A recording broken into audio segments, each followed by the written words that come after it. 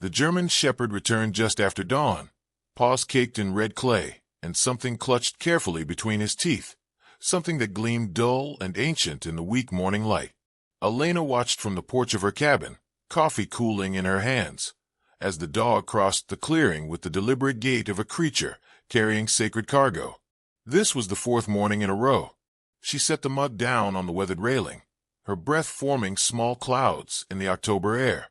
The Appalachian ridge stretched behind her cabin in waves of rust and gold, the forest canopy aflame with autumn's final display before the gray months descended. Mist clung to the valleys below, thick as wool, muffling the world into something that felt more memory than place. "What have you found now, Bear?" she called softly. The dog's ears swiveled toward her voice, but he didn't change course.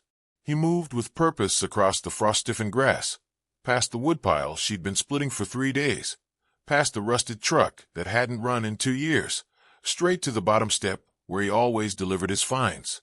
Bear was a German shepherd, though not the sleek show dog kind. He was rangy and scarred, with a notched ear and a slight limp in his left hind leg, souvenirs from whatever life he'd lived before stumbling onto her property 18 months ago, half-starved and wary. She'd fed him. He'd stayed. That was the entire negotiation. Now he sat, rigid and expectant, waiting for her to acknowledge his offering. Elena descended the steps slowly, knees protesting the cold. She was 43, though some mornings she felt twice that. 8 years alone on this mountain had carved lines into her face that sun and wind had deepened into permanent geography. Her hands were calloused, her hair threaded with premature gray she'd stopped bothering to hide. She crouched in front of Bear, studying what he'd brought. It was a tool, unmistakably a tool, though unlike any she'd seen in the shed or at the hardware store in town. The object was roughly the length of her forearm, made of dark stone, flint, maybe, or obsidian, napped into a blade with a precision that seemed impossible for something so old. The edge caught the light with a wicked sharpness. A groove ran along one side where a handle might once have been lashed. Before we continue, tell us where you're tuning in from. And if this story is touching you already, make sure you're subscribed. I've got something extra special saved for tomorrow. Where did you get this? Elena whispered, more to herself than the dog. Bear's tail swept once across the ground, a single decisive swish that said, "I did good, didn't I?" She lifted the tool carefully, surprised by its weight. The stone was dense, cold, impossibly smooth except for the deliberate flaking along the blade's edge. This wasn't something discarded by hikers or left behind by weekend campers. This was old, not decades old, but centuries old, maybe older. Her pulse quickened despite herself. Elena had spent 8 years training herself not to feel curiosity, not to ask questions, not to reach for mysteries. Curiosity had destroyed her life once before. It had cost her everything: her career, her marriage, her daughter's respect, her place in a world that punished women who refused to stay silent about inconvenient truths. So she'd come here, to this inherited cabin on a ridge that barely showed on maps, and she'd learned to be small, to chop wood and haul water and exist in the spaces between other people's attention. But the tool in her hands whispered a different story. She turned it over, examining the workmanship. The flaking was too regular to be accidental, the balance too perfect. Whoever made this understood stone, understood pressure and angles and the patience required to transform raw material into purpose. "Show me," she said to Bear. The dog stood immediately, as if he'd been waiting for exactly those words. He trotted toward the tree line, pausing every few steps to look back, ensuring she followed. Elena grabbed her jacket from the porch hook, shoved the tool into her pocket, and followed the dog into the forest. The woods swallowed them in layers. First, the cleared ground around the cabin gave way to scrub pine and mountain laurel. Then the canopy thickened overhead, filtering the morning light into something green and submarine. The temperature dropped 10 degrees in as many steps. Frost still clung to the shadowed places, where sun never reached this time of year. Bear moved with confidence through terrain that would have left Elena hopelessly lost if she'd tried navigating alone. She'd lived here 8 years, and still only knew the immediate trails, the path to the spring, the ridge route to the fire tower. the logging road that led eventually to the county highway. This was different territory.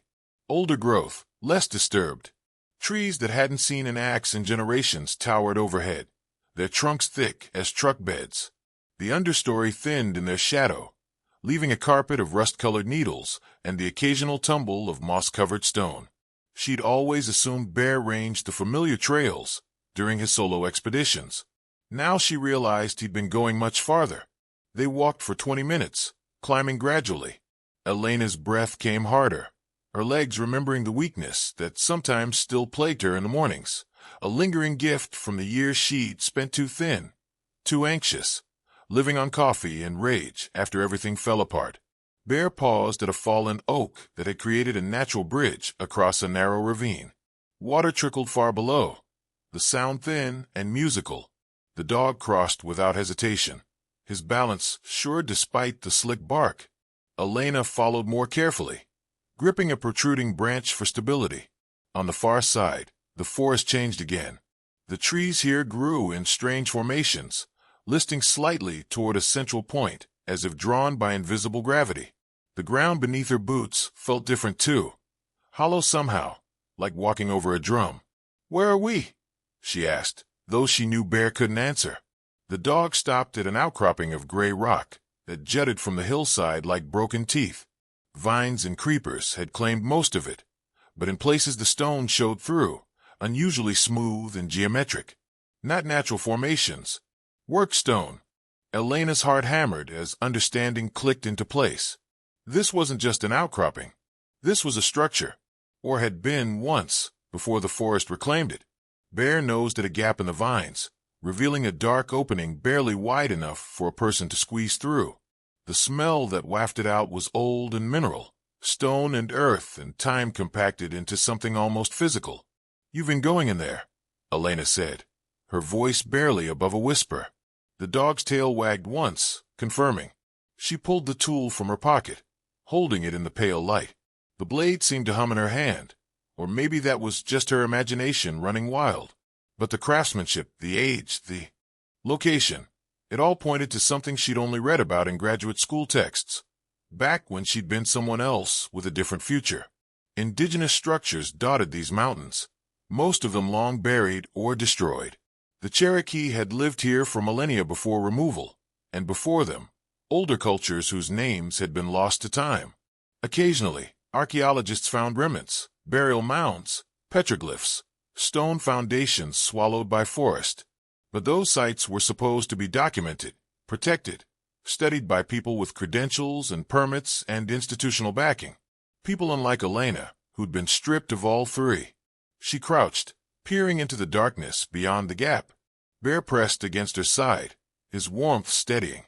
"This is a bad idea," she told him. "This is exactly the kind of thing I swore I'd never do again." But even as she said it, her hand was reaching for her phone, activating the flashlight.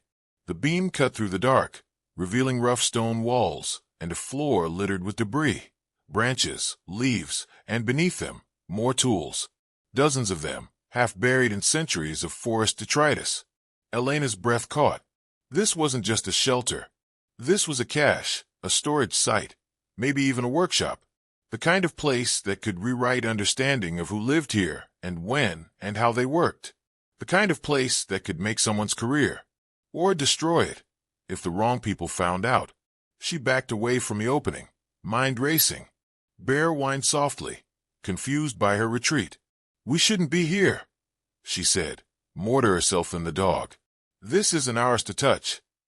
But the tool in her pocket felt like an accusation. She'd already touched it. She'd already seen. And Bear had been bringing pieces of this place home for 4 days, leaving a trail that anyone with half a brain could follow. The smart thing would be to report it, call the state archaeological office, explain what she'd found, step back, and let proper authorities handle it. Except proper authorities had destroyed her once before. They'd called her a fabricator, a fraud, an attention seeker when she tried to expose her department head's theft of a graduate student's research. They'd closed ranks, protected their own, and left Elena with nothing. No degree, no references, no future in the field she devoted 15 years to mastering. She'd come to this mountain to disappear, and she'd succeeded. She had no credentials now, no institutional affiliation, no reason anyone would listen to her even if she tried to report this. And yet, the tool in her pocket was real.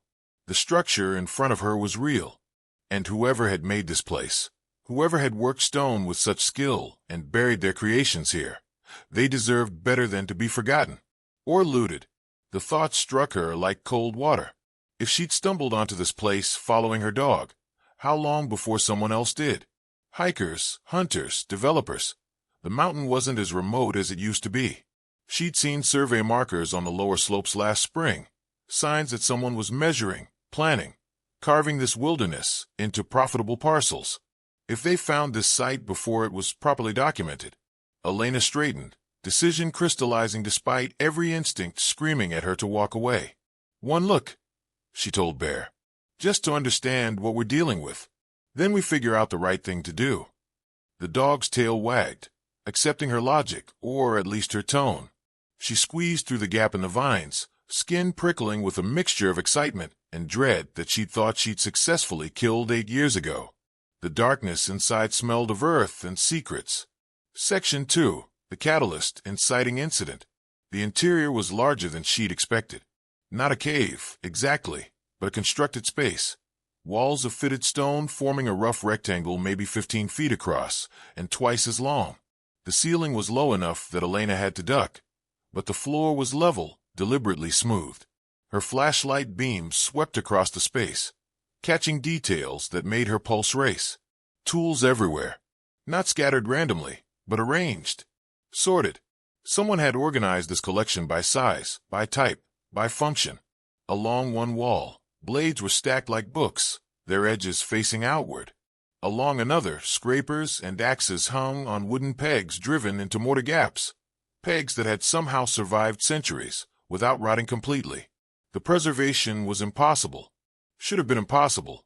Jesus, Elena breathed, the word fogging in the cold air. Bear padded past her, sniffing methodically at the floor. He stopped at a depression near the back wall, where ashes still held the ghost shape of a fire long dead. Beside the fire pit, a flat stone served as a work surface, its face scarred with the marks of countless impacts. This wasn't just a storage site. Someone had worked here. Recently. Not centuries ago. Recently. Elena's flashlight found a wooden box in the corner, half hidden beneath a canvas tarp that should have rotted to fragments, but instead remained stubbornly intact. She approached slowly, every nerve screaming that she was trespassing in a space that wasn't meant for her. The box was simple, constructed of rough-hewn planks held together with handmade nails. She lifted the lid carefully. Inside, wrapped in oiled cloth, lay a journal. Her hands trembled as she drew it out. The leather cover was water-stained but intact, the pages thick and hand-cut. She opened it to the first page, half expecting text in a language she wouldn't understand. Instead, she found English. Dated entries. Recent dates. October 3rd. Found 3 more blades in the lower chamber. Workmanship suggests late woodland period, possibly earlier. The quantity is staggering. This isn't a seasonal camp, it's a major production center. Why hasn't anyone documented this? Elena's breath stopped. She flipped forward. October 10th. Contacted state office again. No response. Sent photos to Dr. Hartley at UVA. She hasn't replied either. Starting to wonder if they don't want this found. The survey markers are getting closer. Saw crews on the lower ridge yesterday. Her fingers moved faster, skipping pages. October 18th. They know. Found tire tracks near the eastern access. Someone's been watching the site. Left warning signs about dangerous, unstable structures. Bullshit. They want me gone before I can document everything. But if I leave, if I don't finish the catalog, this place becomes whatever story they want to tell. Or no story at all. The entries grew more scattered after that. Paranoid. Desperate. October 25th. Can't stay at the cabin anymore. Too exposed. Moving supplies here. If they want this site, they'll have to come get it from me. Let them try explaining to the press why they're demolishing a pre-contact indigenous workshop. October 29th. Cold getting worse. Dog showed up 3 days ago. Half wild but friendly. Been sharing rations. He comes and goes. Wish I could. Elena's throat tightened. She looked at Bear, who sat watching her with those intelligent amber eyes. This was his person, the one he'd been protecting, bringing food to, staying loyal to long after. She forced herself to flip to the last entry. November 2nd. Heard them above yesterday. Voices. Equipment. They're preparing to excavate, but not to preserve, to destroy. They'll bury this place under filled dirt and call it land remediation. I tried to get out, to reach town, to find help. Fell on the descent. Legs broken. Maybe worse. Can't move. The dog keeps leaving. Keeps coming back. Smart animal. If you're reading this, it means he brought you here. It means I didn't make it. Please, don't let them erase this. The tools, the structure, the evidence. It proves the mountain belonged to people who loved it long before paper deeds and property lines. It matters. They matter. Document everything. Fight for it. Don't let them win. Sam Whitehorse. The name hit Elena like a fist to the sternum. She knew that name. Everyone in Appalachian archaeology knew that name. Sam Whitehorse had been a legend, one of the few indigenous archaeologists who'd fought to keep indigenous history in indigenous hands. He'd worked for decades, challenging the academic establishment, pushing back against universities and museums that treated native artifacts like collectibles rather than cultural heritage. He disappeared 2 years ago. The official story was that he'd walked away from his teaching position at Virginia Commonwealth, burned out and disillusioned. Rumors suggested substance abuse, mental health crisis, the usual whispers that destroyed reputations quietly. No one had looked for him. No one had questioned the narrative. And he'd been here alone, trying to protect a site that would have been the discovery of his career. A site that someone clearly wanted to stay buried. Elena's hands shook as she closed the journal. Her eyes burned with tears she hadn't allowed herself in years. Bear pressed against her leg, whining softly. "He was yours," Elena whispered, scratching the dog's ears. "You stayed with him. And when he couldn't leave, you tried to bring help." 4 days of tools delivered to her doorstep. 4 days of Bear trying to tell her something was wrong, that someone needed help, that the mountain held secrets worth protecting. She'd been too self-absorbed, too wrapped in her own isolation, to understand. The guilt tasted like rust in her mouth. She stood abruptly, head swimming. The smart thing, the safe thing, would still be to walk away. Report this to authorities. Let them handle it. Wash her hands of the whole tragic mess. But Sam's words echoed in her skull. Don't let them win. And Elena knew, with a certainty that felt like stones settling in her gut, that if she walked away, his death would mean nothing. The site would be destroyed. The evidence buried. Another indigenous voice silenced, this time permanently. She'd walked away once before, 8 years ago, when the pressure got too intense and the cost too high. She told herself it was survival, but late at night, when sleep refused to come, she knew the truth. It had been cowardice. "Not this time," she said aloud, the words sounding strange in the stone chamber. Bear's tail wagged cautiously, as if sensing the shift in her. Elena grabbed the journal, tucked it inside her jacket, and turned toward the entrance. Light spilled through the gap in the vines, morning sun breaking through the canopy in dusty shafts. She had work to do, documentation to gather, evidence to preserve, and a dead man's final request to honor. The mountain had given her 8 years of silence. Now it was asking her to speak. Section 3. The first reveal, mystery deepens. The walk back to the cabin felt different. Elena moved with purpose now, the journal a solid weight against her ribs, Bear trotting at her side like a soldier on familiar patrol. The forest that had seemed merely beautiful an hour ago now felt layered with meaning. Every stone potentially worked, every clearing possibly significant. She'd spent 8 years pretending the past didn't matter. Now the past was all that mattered. Inside the cabin, she spread Sam's journal on the kitchen table and began reading in earnest. The entries painted a picture that turned her stomach. Sam had discovered the site 6 months ago while tracking the migration patterns of salamanders for a freelance environmental survey. One of the few ways he could make money after leaving academia. He'd recognized immediately what he'd found. A major lithic workshop, the kind that suggested sustained occupation and sophisticated trade networks. He tried to do everything right.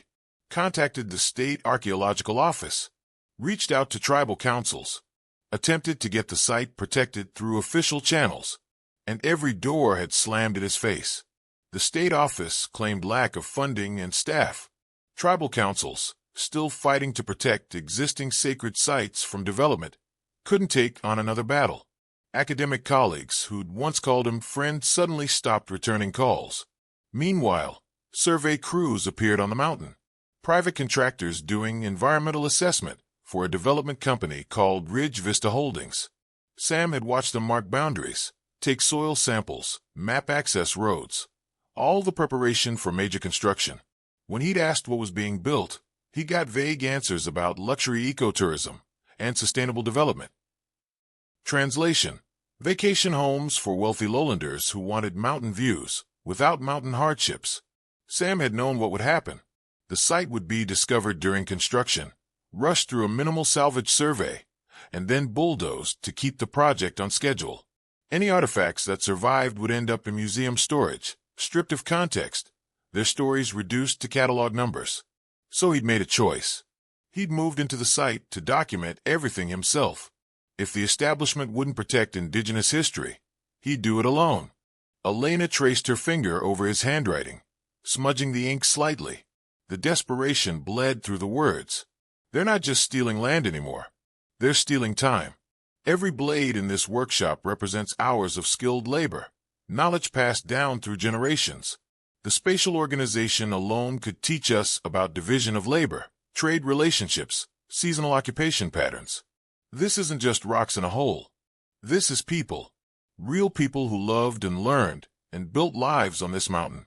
And Ridge Vista wants to pave over them like they never existed. She flipped to the maps Sam had drawn. He'd been methodical, creating a detailed site plan that showed not just a main chamber, but additional rooms carved deeper into the hillside, spaces Elena hadn't even seen yet. One map showed what Sam labeled lower workshop, a larger space where the bulk of tool production seemed to have occurred. Another marked storage gallery, possibly where finished tools awaited trade or transport. And at the deepest point, a space marked only with a question mark and the note, sealed intentionally, religious significance, need more time. Elena pulled out her own laptop, ancient, running on solar-charged batteries, and searched for Ridge Vista Holdings. The company website was slick and professional, full of buzzwords about harmonious development and respecting the natural landscape. The board of directors included names she recognized, local politicians, regional business people, and, her stomach dropped, Dr. Marcus Hartley, Professor Emeritus of Archaeology at UVA. The same Dr. Hartley that Sam had contacted. The same Dr. Hartley who'd never responded. She dug deeper, finding property records through the county assessor's office. Ridge Vista had been quietly buying up mountain parcels for 3 years. They now controlled over 2,000 acres, including, she felt the floor till beneath her, a narrow strip that included the ridge, where Sam's site sat. How they'd acquired it wasn't clear. The land had been designated as protected watershed, theoretically unbuildable. But money had ways of making designations flexible. Elena sat back, mind racing. This wasn't just about one site anymore. This was about control of the entire ridge. And Sam had been a complication, an obstacle that needed removing. The official story, unstable academic walks away from career, must have seemed perfect. No scandal, no investigation, just another troubled indigenous man succumbing to stereotypes that made white people comfortable. Her phone buzzed, making her jump. Reception was spotty at the cabin, but occasionally text squeezed through. She didn't recognize the number. Saw smoke from your chimney this morning. Everything okay up there? Pete Carson, county sheriff. Elena's blood turned to ice water. Carson was a decent man as far as she knew, but he was also the sheriff. And sheriffs answered to county commissioners. And county commissioners love development projects that promise tax revenue. She typed back, all fine. Just making coffee. Thanks for checking. The response came faster than she expected. Good to hear. Been some bear activity in your area. Stay alert. Also some trespassers reported on the old mining trails. Let me know if you see anything suspicious. Bear activity. Trespassers. The double meaning wasn't subtle. Elena deleted the conversation and turned off her phone. They were watching. Maybe they'd been watching since Sam disappeared.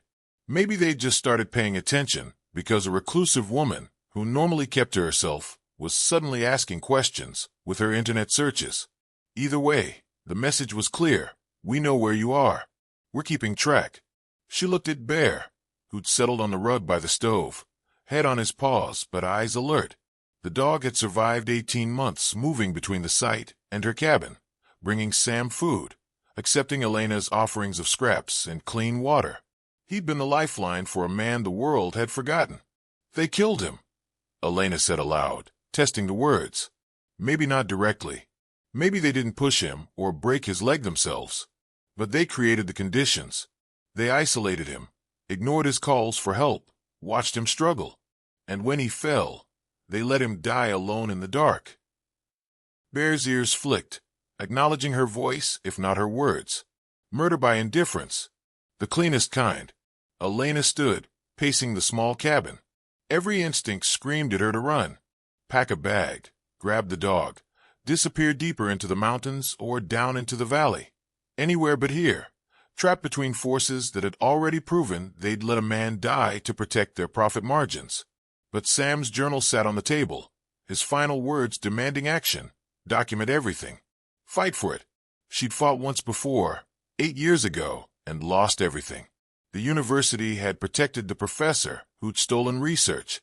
They'd painted Elena as unstable, vindictive, a disgruntled student making wild accusations. Her advisor had dropped her. Her committee had refused to approve her dissertation. Her fieldwork permits had been revoked. She'd been erased from the academic world as thoroughly as if she'd never existed. And she'd let it happen. Eventually, she'd stop fighting because fighting hurt too much. Sam hadn't stopped. Even alone, even scared, even trapped in a stone chamber with a broken leg. He'd kept documenting, kept recording, kept believing that truth mattered more than comfort. Elena picked up the journal again, turning to the final pages. Tucked into the back cover, she found photographs. Not professional quality, just phone pics printed on regular paper, but clear enough. Tools in situ, positioned as they'd been found. Close-ups showing manufacturing techniques. Wide shots establishing spatial relationships. Sam had been building a record, creating evidence that couldn't be dismissed or ignored. And beneath the photos, a list of names.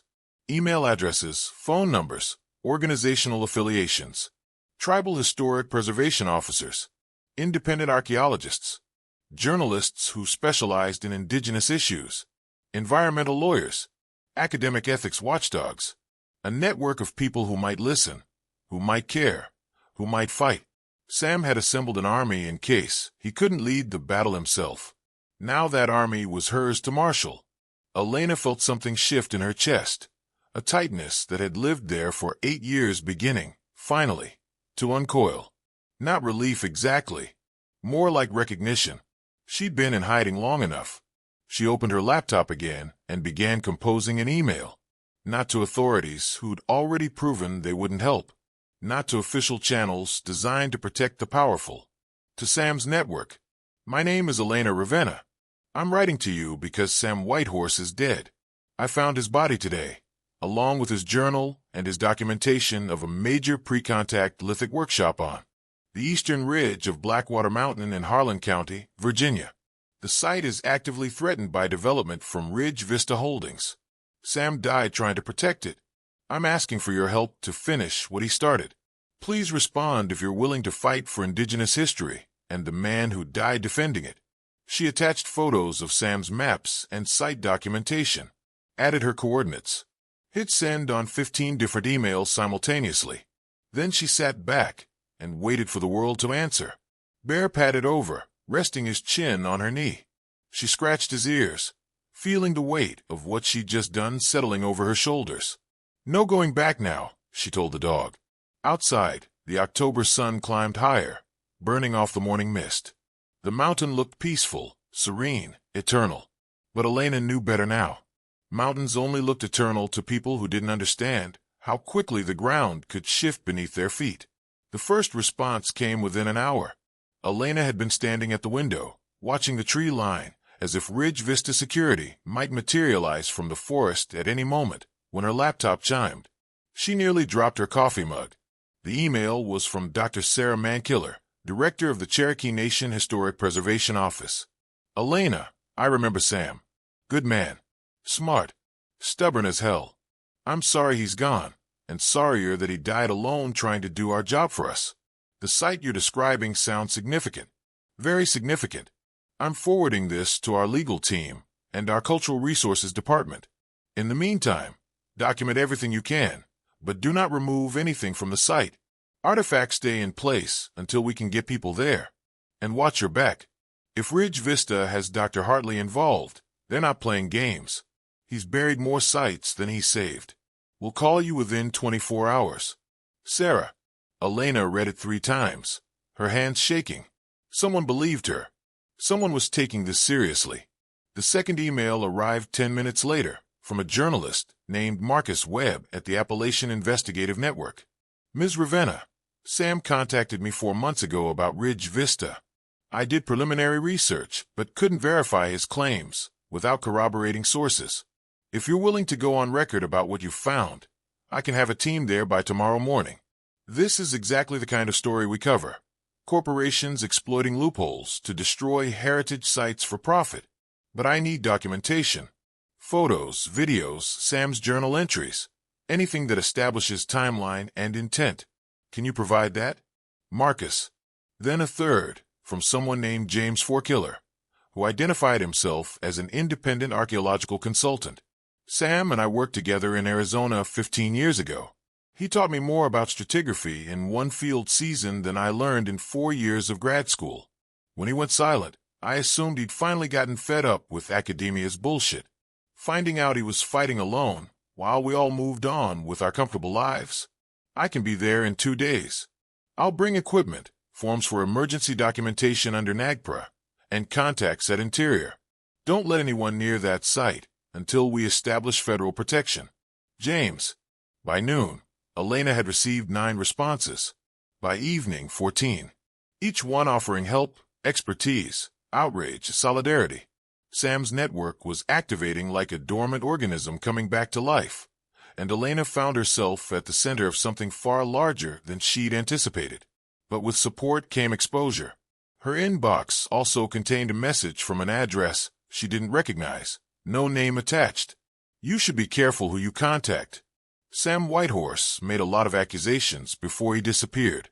Some people think he became paranoid, unstable. Wouldn't want people thinking the same about you. The mountains can be dangerous for people who don't know when to mind their own business. Elena deleted it immediately, but the words lingered like smoke. She spent the afternoon doing what Sam had been doing alone, documenting. She returned to the site with her camera, her laptop, and a determination that felt both terrifying and necessary. Bear led the way, moving with the confidence of a creature retracing familiar steps. Inside the stone chamber, she worked methodically. Wide shots establishing the space. Close-ups of individual tools, showing manufacturing techniques. Video panning across the organized collections. She measured dimensions, sketched layouts, photographed Sam's maps against the actual features they depicted. The preservation was remarkable. In the main chamber, moisture had been controlled somehow, perhaps by the careful positioning of the structure, perhaps by deliberate engineering she couldn't yet identify. Many of the wooden pegs still held tools, their hafts intact despite what should have been centuries of decay. She found the lower workshop that Sam had mapped. It was larger, darker, the ceiling barely 4 feet high in places. Here the floor was covered in debitage, the waste flakes from stone tool production. Thousands of them, layered like fallen leaves. Each flake represented a single strike, a moment of focused effort. Collectively, they represented years of work, generations of knowledge. Elena photographed it all, narrating into her phone's voice recorder. November 7th, approximately 2 p.m. Lower workshop shows evidence of intensive production. Debitage density suggests this wasn't seasonal occupation, but sustained, possibly year-round manufacturing. The quantity of material implies trade networks. No single community would need this volume of tools. This was a production center serving a wide region. She sounded like herself from 10 years ago, before everything fell apart. The academic voice she'd thought she'd lost forever, emerging from wherever she'd buried it. Bear watched from the entrance, patient but alert. "Good boy," Elena called to him. "Thank you for bringing me here." The dog's tail wagged once, acknowledgement given and received. She worked until the light began failing, until her fingers were numb with cold and her back ached from crouching in low spaces. When she finally emerged, twilight had painted the forest in shades of purple and gray. The temperature had dropped 20 degrees. The walk back felt longer, every shadow potentially hostile. Elena kept glancing over her shoulder, convinced she heard footsteps that weren't hers, voices carried on wind that had gone still. Paranoia, probably. But Sam had been paranoid too, and he'd been right. At the cabin, she uploaded everything to a secure cloud server, then made copies on 2 different flash drives. One she hid in the woodpile, wrapped in waterproof plastic and buried beneath split oak. The second she tucked into the spine of an old field guide to Appalachian wildflowers, a book no one would think to steal. Only then did she allow herself to eat, heating a can of soup and sharing half with Bear. The dog ate mechanically, his attention divided between the food and the darkening windows. "You feel it too," Elena said quietly. "Something's coming." Bear's ears swiveled, tracking sounds she couldn't hear. She was pouring the last of the soup into her bowl when headlights swept across the cabin wall. A vehicle coming up the access road. Elena's pulse spiked. She killed the cabin lights, moving to the window. Through the gap in the curtains, she watched a white truck with Ridge Vista Holdings logos on the door pull into her clearing and stop. 2 men climbed out. Both wore work clothes and reflective vests, but they moved like security, scanning the area, communicating with quick gestures. One carried a clipboard. The other had something on his belt that might have been a radio or might have been a gun. Bear growled low in his throat, a sound Elena had never heard from him before. "Quiet," she whispered, hand on his collar. "Stay." The man with the clipboard approached the porch. He knocked.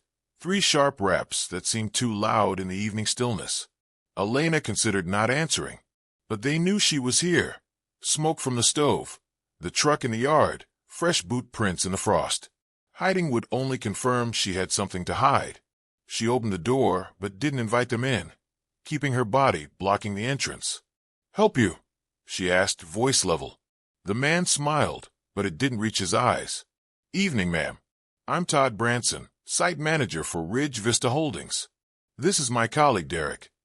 He gestured to the second man, who nodded but didn't speak.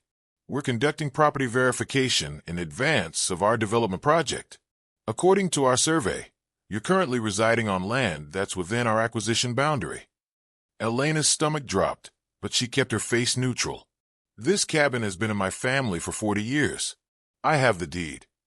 "Oh, I'm sure you do," Branson said smoothly. "But property lines in these mountains can be complicated. Surveys from the 70s and 80s weren't always accurate. We're just making sure everyone knows where the actual boundaries are so there aren't any unfortunate misunderstandings when construction begins." "When does construction begin?" Elena asked. "Groundbreaking is scheduled for early December, just 6 weeks away." His smile widened. "We'll be developing a luxury resort and residential community. 300 acres of premium mountain experience. Your cabin would actually be right in the middle of our planned access road." The threat was delivered with the bland pleasantness of someone reading a weather report. "I'm not interested in selling," Elena said. "That's certainly your right," Branson replied. "Though I should mention that Ridge Vista is prepared to offer very generous compensation for properties in our project footprint, well above market value, especially for folks who might be convinced to relocate voluntarily rather than waiting for legal proceedings." Legal proceedings. Eminent domain. The government seizing private property for public good, which in practice meant whoever had the best lawyers and the deepest pockets. "I'll need time to review any offer," Elena said carefully. Of course. No rush." But his eyes contradicted his words. "We'll be back in touch within the week with formal paperwork. In the meantime, I'd strongly suggest you avoid the Eastern Ridge area. We've had reports of unstable ground possible sinkholes. Wouldn't want anyone getting hurt exploring where they shouldn't be. The eastern ridge, where Sam's site sat. They knew, or suspected. Either way, the message was clear: stay away. Derek finally spoke, his voice flat and professional. We've also had reports of trespassing on company property. Posted no-entry signs throughout the acquisition area. Anyone found beyond those boundaries will be prosecuted. Funny, Elena said. I haven't seen any signs. They went up yesterday, Branson said. Easy to miss if you're not paying attention. We'll make sure to post some closer to your cabin, so there's no confusion. He tipped an imaginary hat, smile never wavering. You have a good evening, Ms. Ravenna. We'll be in touch. They returned to their truck and backed down the access road, headlights sweeping through the trees. Elena watched until the red taillights disappeared, then locked the door and sagged against it, bare pressed against her legs, still tense. They know I'm connected to Sam somehow, Elena said aloud, processing. They're warning me off. And they're moving fast. 6 weeks until construction. That's not enough time to get federal protection in place. She pulled out her laptop and sent urgent emails to everyone who'd responded. Ridge Vista is accelerating their timeline. They know someone is investigating. We have less than 6 weeks before they destroy the site. Then she sent a separate message to Sarah Mankiller. They're threatening my property with eminent domain. I think they're trying to push me out before I can organize opposition. Can your legal team advise? The response came back within minutes. Don't sign anything. Don't accept any money. Don't give them any excuse to claim you've entered negotiations. We're filing emergency petitions tomorrow morning for temporary protection under NHPA and NAGPRA. But you need to understand, this will get ugly. Are you prepared for that? Elena stared at the question. Was she prepared? 8 years ago, she hadn't been. She'd crumbled under pressure, retreated, hidden. The person she'd been then couldn't have withstood what was coming. But she wasn't that person anymore. The mountain had carved someone harder from her. She typed back, yes. Section 5. The Deeper Secret, Second Layer Revelation. Marcus Webb, the journalist, arrived the next morning in a rusted Subaru held together with duct tape and determination. He was younger than Elena expected, maybe 30, with the kind of nervous energy that came from too much coffee and too little sleep. You're actually here, he said, climbing out of the car with a camera bag and laptop case. I half expected you to vanish overnight like Sam did. Still here, Elena confirmed. Coffee? God, yes. Inside, Marcus spread his research across the cabin table while Bear sniffed him suspiciously. The dog had been agitated all morning, pacing between the door and the windows, tracking movement Elena couldn't see. Okay, Marcus said, accepting a chipped mug. Let me tell you what I've learned about Ridge Vista Holdings. It's uglier than I thought. He pulled out printouts, maps, spreadsheets, the detritus of investigative journalism. Ridge Vista was formed 3 years ago as a subsidiary of Piedmont Development Corporation. Piedmont has a history of acquiring land in economically depressed areas, promising jobs and growth, then building luxury developments that price out locals and generate minimal actual employment. He tapped one document. But here's where it gets interesting. The primary investor in Piedmont is a shell company based in Delaware called Mountain Heritage Partners. And guess who sits on that company's board? Dr. Marcus Hartley. Elena guessed. Bingo. Along with 2 Virginia state senators and the former head of the EPA's regional office. They're not just connected, they're the connections. They know every loophole, every regulatory weak point, every official who can be persuaded to look the other way. Elena felt cold despite the fire in the stove. Sam never had a chance. Sam was one inconvenient indigenous archaeologist against a machine designed to eat inconvenient people. Marcus's jaw tightened. But here's the thing about machines. They're fragile when their parts stop working together. And I think Ridge Vista has a vulnerability we can exploit. He pulled up a different document. 4 months ago, a geologist named Dr. Evelyn Chen filed a report with the State Environmental Office flagging potential archaeological significance in the Ridge Vista project area. She noted unusual soil compositions consistent with sustained human occupation and recommended a comprehensive survey before any permits were issued. Let me guess, Elena said. Her report was buried. Better. It was reviewed by Dr. Hartley, who concluded there was insufficient evidence to warrant survey delay. His assessment was accepted without question because he's Dr. Marcus Hartley, and his word is gospel in Virginia archaeology. Marcus grinned, and it wasn't nice. But Dr. Chen kept her field notes, and she's willing to testify that Hartley never actually visited the site before dismissing her concerns, which means he lied in an official state document. That's fraud. That's grounds for investigation, not just of Hartley, but of everyone who accepted his assessment. Elena felt something like hope flicker in her chest. You've talked to her? I'm meeting her tomorrow in Roanoke. She's been waiting for someone to ask the right questions. He leaned forward. But here's what I need from you. Sam's documentation. Everything he gathered. Because if we can prove Hartley knew about the site's significance and deliberately suppressed that information to protect his investment, this becomes a criminal case, not just a property dispute. Elena hesitated. Trust didn't come easily anymore. But Sam had trusted Marcus enough to reach out to him months ago. And right now, allies were more valuable than caution.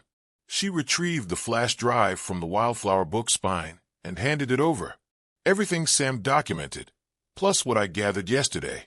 Photos, measurements, video, his journal entries. It's all there. Marcus handled the drive like it was made of gold. Thank you. I promise I'll use this responsibly. Just tell the truth, Elena said. That's all Sam wanted. They spent the next hour going through everything in detail. Marcus asked sharp questions about site features, manufacturing techniques, cultural affiliation. He'd done his homework, understood enough archaeology to recognize what the documentation represented. This isn't just significant, he said finally. This is extraordinary. The preservation, the scale, the organization. This could rewrite understanding of late woodland economies in the southern Appalachians. And they were going to bulldoze it for a fucking golf course.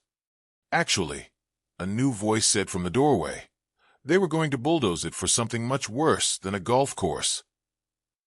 Elena spun, heart leaping. She'd locked the door. She was sure she'd locked it. A woman stood in the entrance, 50s, silver-threaded black hair pulled into a braid, wearing field clothes and hiking boots. Bear trotted over to her, tail wagging, greeting an old friend. Who the hell are you? Marcus demanded, hand moving toward his phone. The woman held up empty palms. Dr. Evelyn Chun. And before you ask how I got in, your dog let me in through the window you left cracked for ventilation. Smart animal. He recognized my scent from when I surveyed this area 4 months ago. She scratched Bear's ears. Hello again, boy. Elena's pulse slowed marginally. Marcus said he was meeting you tomorrow in Roanoke. I decided not to wait, because what I need to tell you can't be said over email or phone. Not safely. Evelyn closed the door, checking the road through the window before turning back. Ridge Vista isn't building a resort. That's the cover story. They're actually preparing the mountain for rare earth mineral extraction. The room went silent except for wood crackling in the stove. Rare earths, Marcus said slowly. Like the minerals used in electronics? Exactly. Incredibly valuable, especially with current supply chain issues. A single mountain rich in the right deposits could be worth billions. Evelyn pulled out her own tablet, showing geological surveys. I found trace evidence during my initial assessment, specific mineral signatures, that got my attention. When I tried to investigate further, Hartley shut me down, but I kept digging on my own time. She swiped through images. The state has no record of mining permits, but I found equipment manifests for Ridge Vista that include specialized drilling rigs, chemical processing units, and waste containment systems, all consistent with rare earth extraction, which is an incredibly toxic process. We're talking heavy metals, radioactive thorium byproducts, acid runoff that would poison every creek in this watershed. Elena felt dizzy. They're going to turn the mountain into a toxic waste site. And make billions doing it, Evelyn confirmed, while telling locals they're building a resort that will bring jobs. By the time anyone realizes what's actually happening, the extraction will be underway and politically too expensive to stop. Jesus, Marcus breathed. This is so much bigger than I thought. It gets worse. Evelyn's expression turned grim. Sam didn't just threaten their construction timeline. He threatened their entire operation. Because federal law requires archaeological surveys before any ground disturbance on certain types of projects. If Sam had succeeded in getting the site federally protected, it would have triggered comprehensive environmental review, which would have revealed the rare earth deposits, which would have exposed the lie about the resort. So they couldn't just avoid his site, Elena said, understanding clicking into place. They needed his site destroyed before any one official examined it too closely. Exactly. Sam was the thread that, if pulled, would unravel everything. Evelyn's voice softened. I think they meant to wait him out. Let him give up and leave. But he didn't leave. He stayed, kept documenting, kept fighting. And when he fell and broke his leg, they let him die. Elena finished, the words tasting like ash.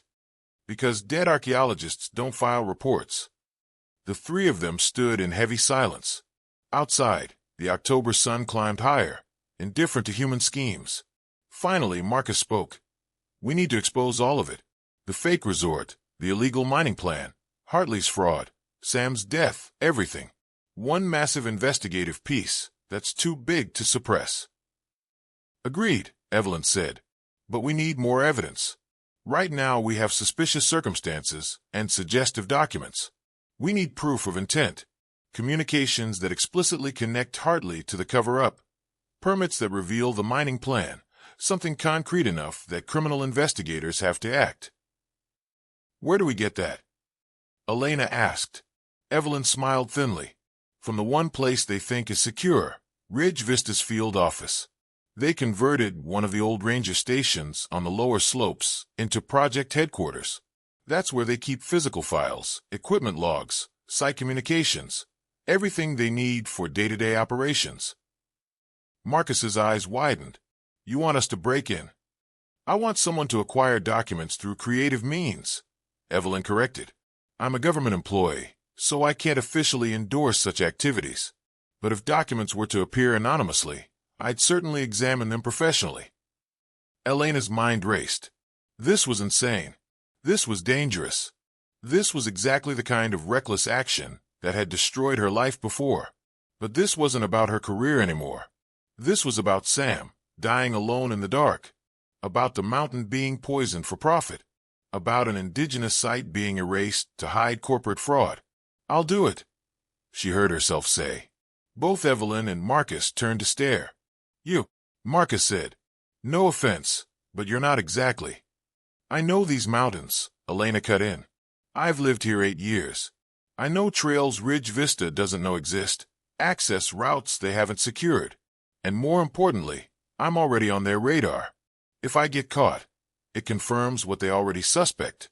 If either of you gets caught, it compromises your professional credibility. She's right, Evelyn said slowly. My testimony only matters if I'm viewed as an objective expert, and Marcus needs to maintain journalistic distance from any illegal acquisition of documents. I don't like this, Marcus said.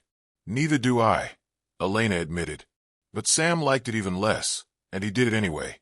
Alone. At least I'll have backup. She looked at Bear, who'd been listening to the conversation with those unsettling, intelligent eyes. The dog had survived 18 months moving between Sam and Elena's cabin, evading Ridge Vista patrols, navigating terrain that would kill most domestic animals. We're going tonight, Elena decided, before they have time to increase security, before they realize we're moving against them. Evelyn nodded grimly.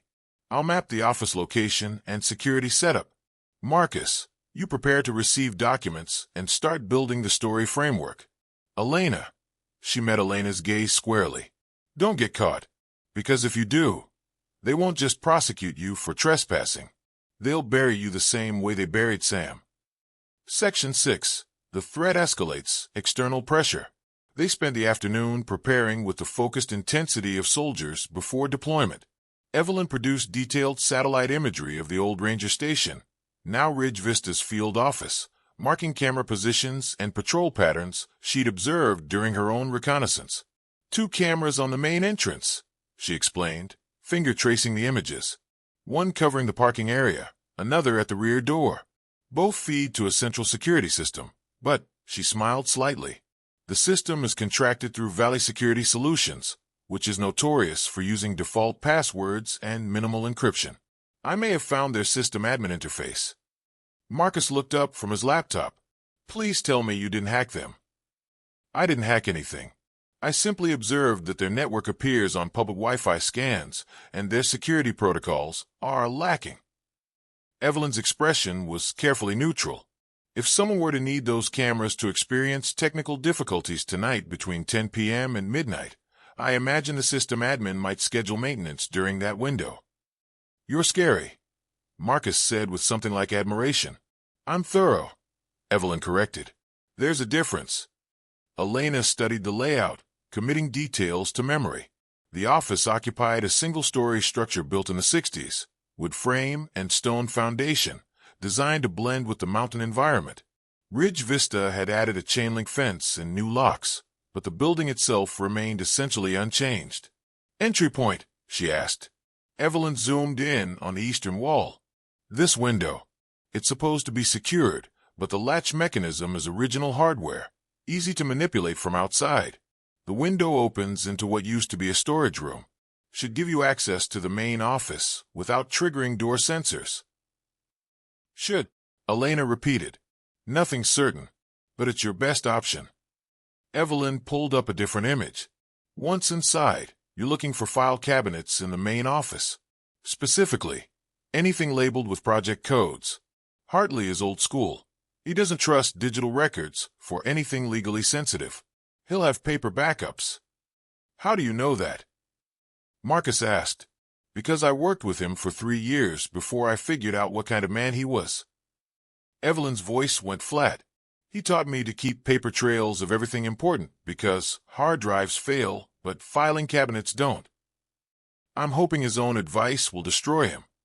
Elena felt a flicker of sympathy for the geologist. Evelyn had been one of Hartley's people once, trusted and mentored. Now she was betraying that trust to expose his corruption. The decision couldn't have been easy. What about the security guard? Elena asked, pointing to patrol routes marked on the map. Part-time contractor. Name's Eddie Marsh. He does rounds every hour on the hour. Takes 15 minutes to walk the perimeter. Then sits in his truck watching his phone. He's there for insurance purposes, not actual security. Evelyn met Elena's eyes. But don't underestimate him. Bored doesn't mean incompetent. They worked through contingencies until twilight painted the cabin walls purple.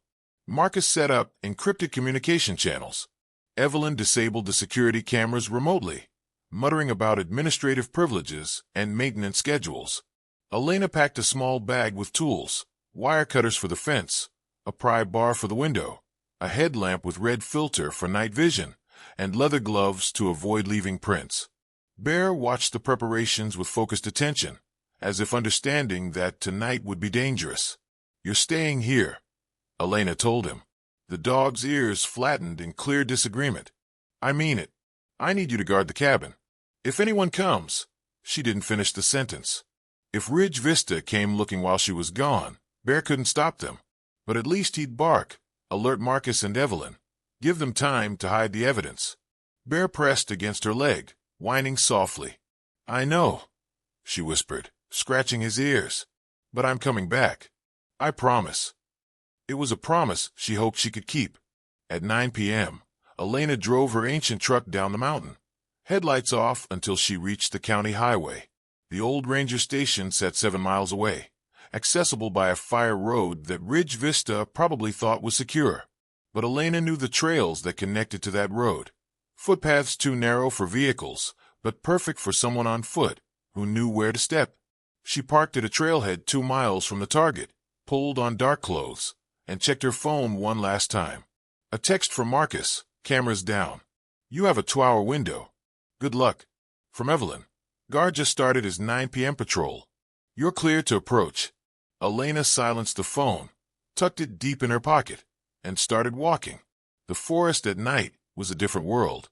Sounds amplified, every snapped twig, every rustled leaf thunderous in the darkness.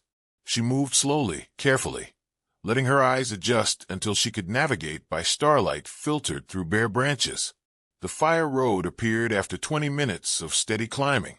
Elena paused at the tree line, studying the ranger station 100 yards ahead. Lights burned in the windows. A white truck, the same one that had visited her cabin, sat in the parking area. The guard's vehicle, a dark SUV, idled near the gate with exhaust forming pale clouds in the cold air. Elena circled wide, approaching from the east where terrain provided more cover.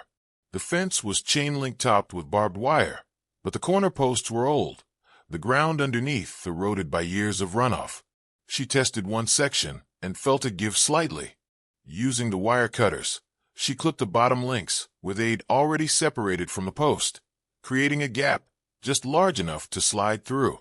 The metal whispered against her jacket, too loud in her ears. She froze, listening.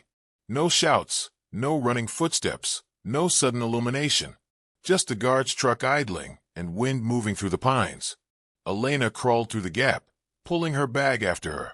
The eastern wall of the building loomed ahead, dark stone and weathered wood.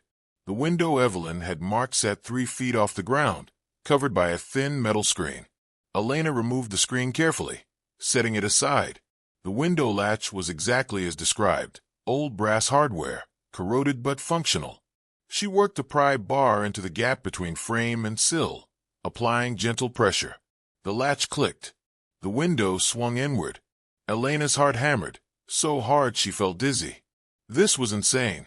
She was breaking into a secured facility to steal documents from people who'd already demonstrated they'd let a man die to protect their interests. But Sam's voice whispered in her memory, "They matter. Don't let them win." She climbed through the window. The interior smelled of dust and old paper and something chemical, cleaning solution, maybe, or the off-gassing of new carpet. Elena's headlamp revealed a storage room cluttered with filing boxes, survey equipment, and rolled maps. A door on the far side stood ajar, spilling fluorescent light from the main office. She moved toward it slowly, listening. No voices, no movement. The building felt empty except for the humming of a refrigerator somewhere deeper inside. The main office was larger than she'd expected. The original ranger station central room, now filled with desks, computers, and a wall of file cabinets. Maps covered every available surface, marking Ridge Vista's acquisition area in red and planned development zones in blue. Elena approached the file cabinets, scanning labels. Most were innocuous, permits, surveys, contractors. But one drawer was marked simply, Executive, Restricted Access. She tried it. Locked. Of course it was locked. Elena pulled out the pry bar again, wedging it between the drawer and frame.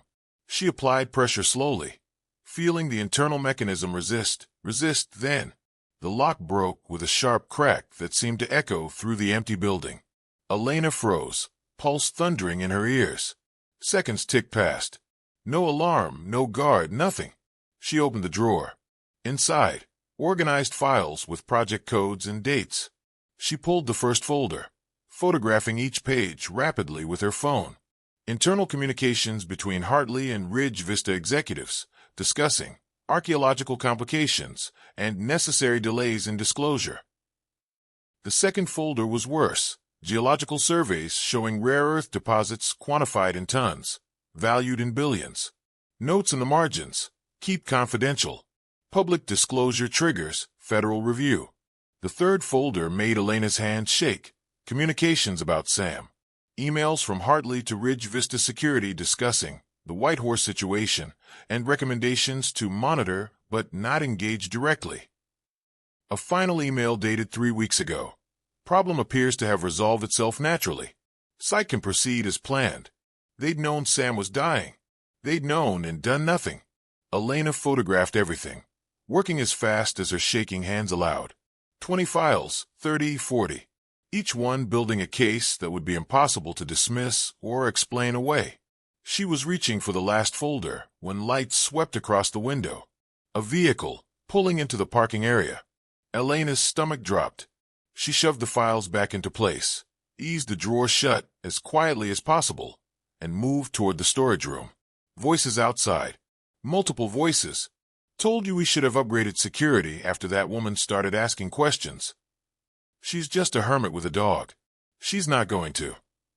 The front door rattled, keys jingling. Elena ran for the storage room window, no longer caring about noise. She grabbed her bag, threw herself through the opening, and landed hard in the dirt outside. Behind her, the door opened. Footsteps entering the building. What the hell? Eddie, did you leave this unlocked? Elena didn't wait to hear more. She scrambled to her feet and sprinted for the fence line, pulling the cut section aside and diving through. Metal scraped her back, drawing blood she barely felt. She hit the tree line as shouts erupted behind her. Flashlight beams swept the forest, searching. Someone's been here. Check the files. Elena ran. Branches whipped her face. Roots tried to trip her. But she knew these woods in a way Ridge Vista security never would. She knew which paths led deeper into the mountains and which circled back toward the road. She knew where the terrain grew too rough for pursuit and where streams would hide her tracks. She ran until her lungs burned and her legs trembled. Ran until the shouts faded to nothing and the forest swallowed all evidence of pursuit. Finally, gasping, she collapsed against a tree and checked her phone. Dozens of photos, all intact. Evidence of fraud, conspiracy, negligent homicide. Enough to destroy Ridge Vista and everyone involved. If she survived long enough to share it. Elena made it back to her truck at 11:47 p.m., lungs burning, clothes torn, blood from a dozen scratches mixing with sweat. She sat in the driver's seat for 3 minutes, hands shaking too badly to turn the key, before her phone buzzed with frantic messages. Marcus, are you okay? Evelyn saw vehicle activity at the site. Evelyn, they know someone was there. Get somewhere safe. Now. And a third message from a number she didn't recognize. You made a serious mistake tonight, Ms. Ravenna. Breaking and entering is a felony. I'd suggest you turn yourself in before this gets worse. Todd Branson, Ridge Vista Holdings. They had her number. They'd probably had it all along, waiting to use it when necessary. Elena's hand steadied. Fear was useless now. She started the truck and drove, not toward her cabin but away from it, deeper into the mountain roads, where headlights would be visible from miles away and pursuit would be obvious. She pulled into an abandoned fire lookout station, killed the engine, and called Marcus. He answered on the first ring. Thank God. Are you? I got everything. Elena interrupted. Photos of files proving Hartley knew about the site and suppressed information to protect Ridge Vista's mining operation. Communications showing they monitored Sam and deliberately didn't intervene when he was injured. Geological surveys quantifying the rare earth deposits. It's all there, Marcus. Everything we need. Silence on the line. Then, send it to me. Now. All of it. They know I was there. They're probably monitoring my signals. Use the encrypted channel Evelyn set up.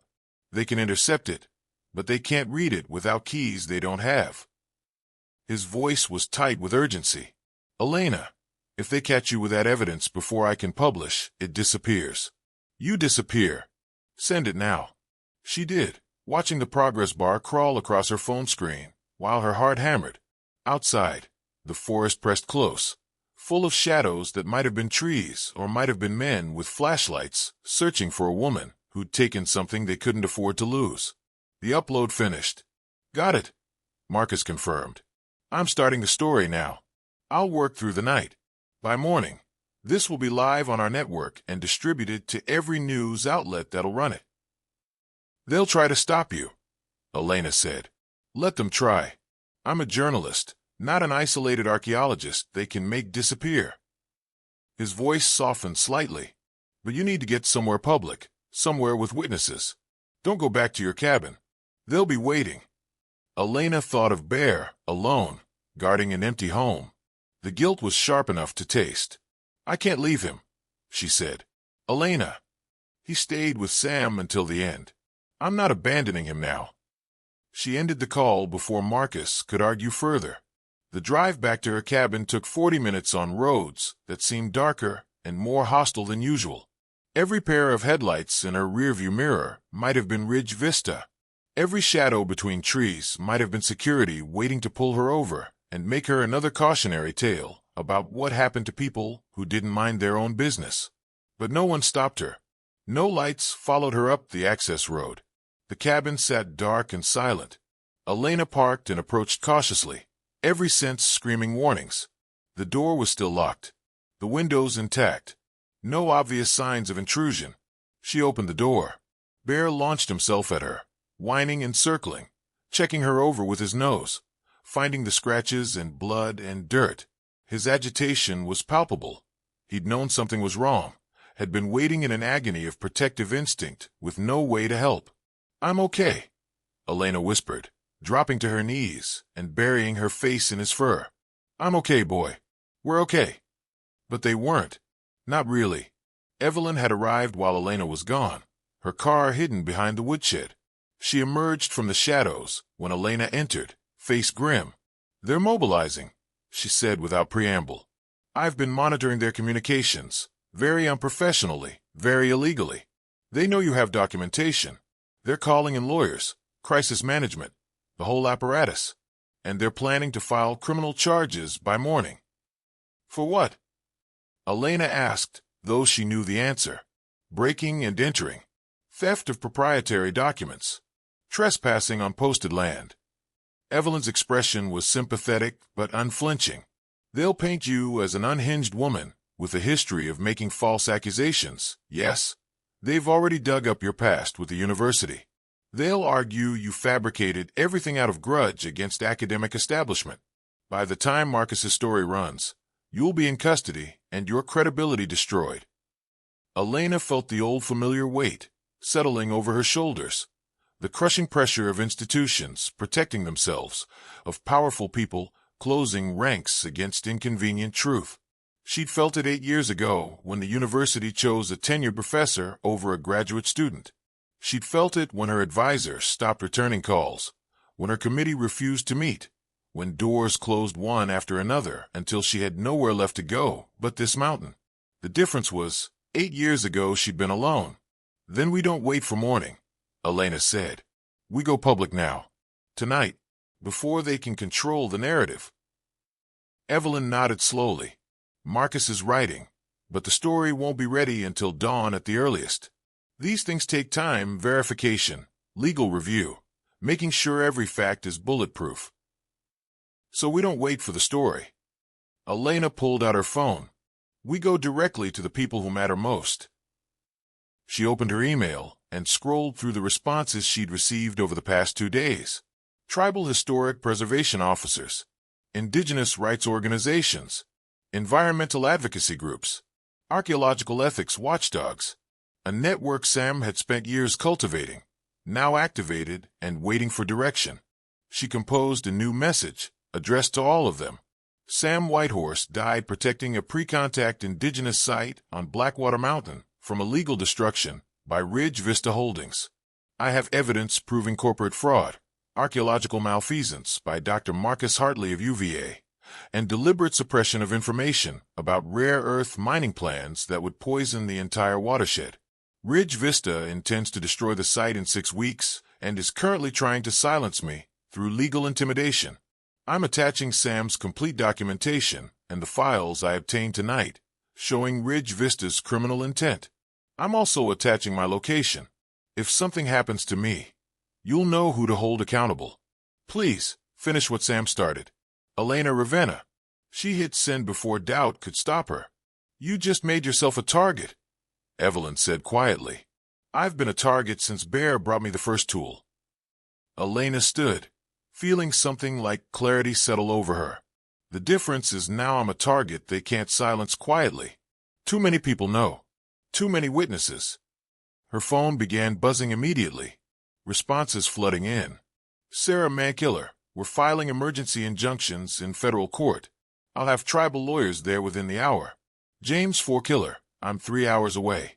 Don't do anything stupid until I get there. A professor from Arizona State, forwarding to NAGPRA enforcement and FBI. This is federal jurisdiction now. An environmental lawyer from D.C. This is exactly the kind of case we've been building toward. We're in. Response after response, each one a reinforcement. A promise that this time truth wouldn't be buried alone in the dark. Elena's phone rang. Unknown number. She almost didn't answer, but something made her. Ms. Ravenna. The voice was cultured, educated, carrying the weight of authority long unchallenged. This is Dr. Marcus Hartley. I think we need to talk. Elena's hand tightened on the phone. I don't think we have anything to discuss, Dr. Hartley. On the contrary, you've made some serious allegations based on incomplete information. I'd like the opportunity to clarify certain misconceptions before you damage your credibility beyond repair. My credibility? Elena laughed, the sound harsh. That's rich coming from someone who falsified state environmental reviews to protect his financial interests. A pause. When Hartley spoke again, his tone had shifted, less conciliatory, more calculating. You were a promising student once, Elena. Before you let paranoia destroy your career, I reviewed your file after your name appeared in certain communications. Your advisor tried to help you, but you insisted on pursuing baseless accusations against a respected colleague. Now you're doing it again, making wild claims based on stolen documents and the ramblings of a man who was, by all accounts, mentally unstable. Sam Whitehorse was murdered, Elena said, voice shaking with rage.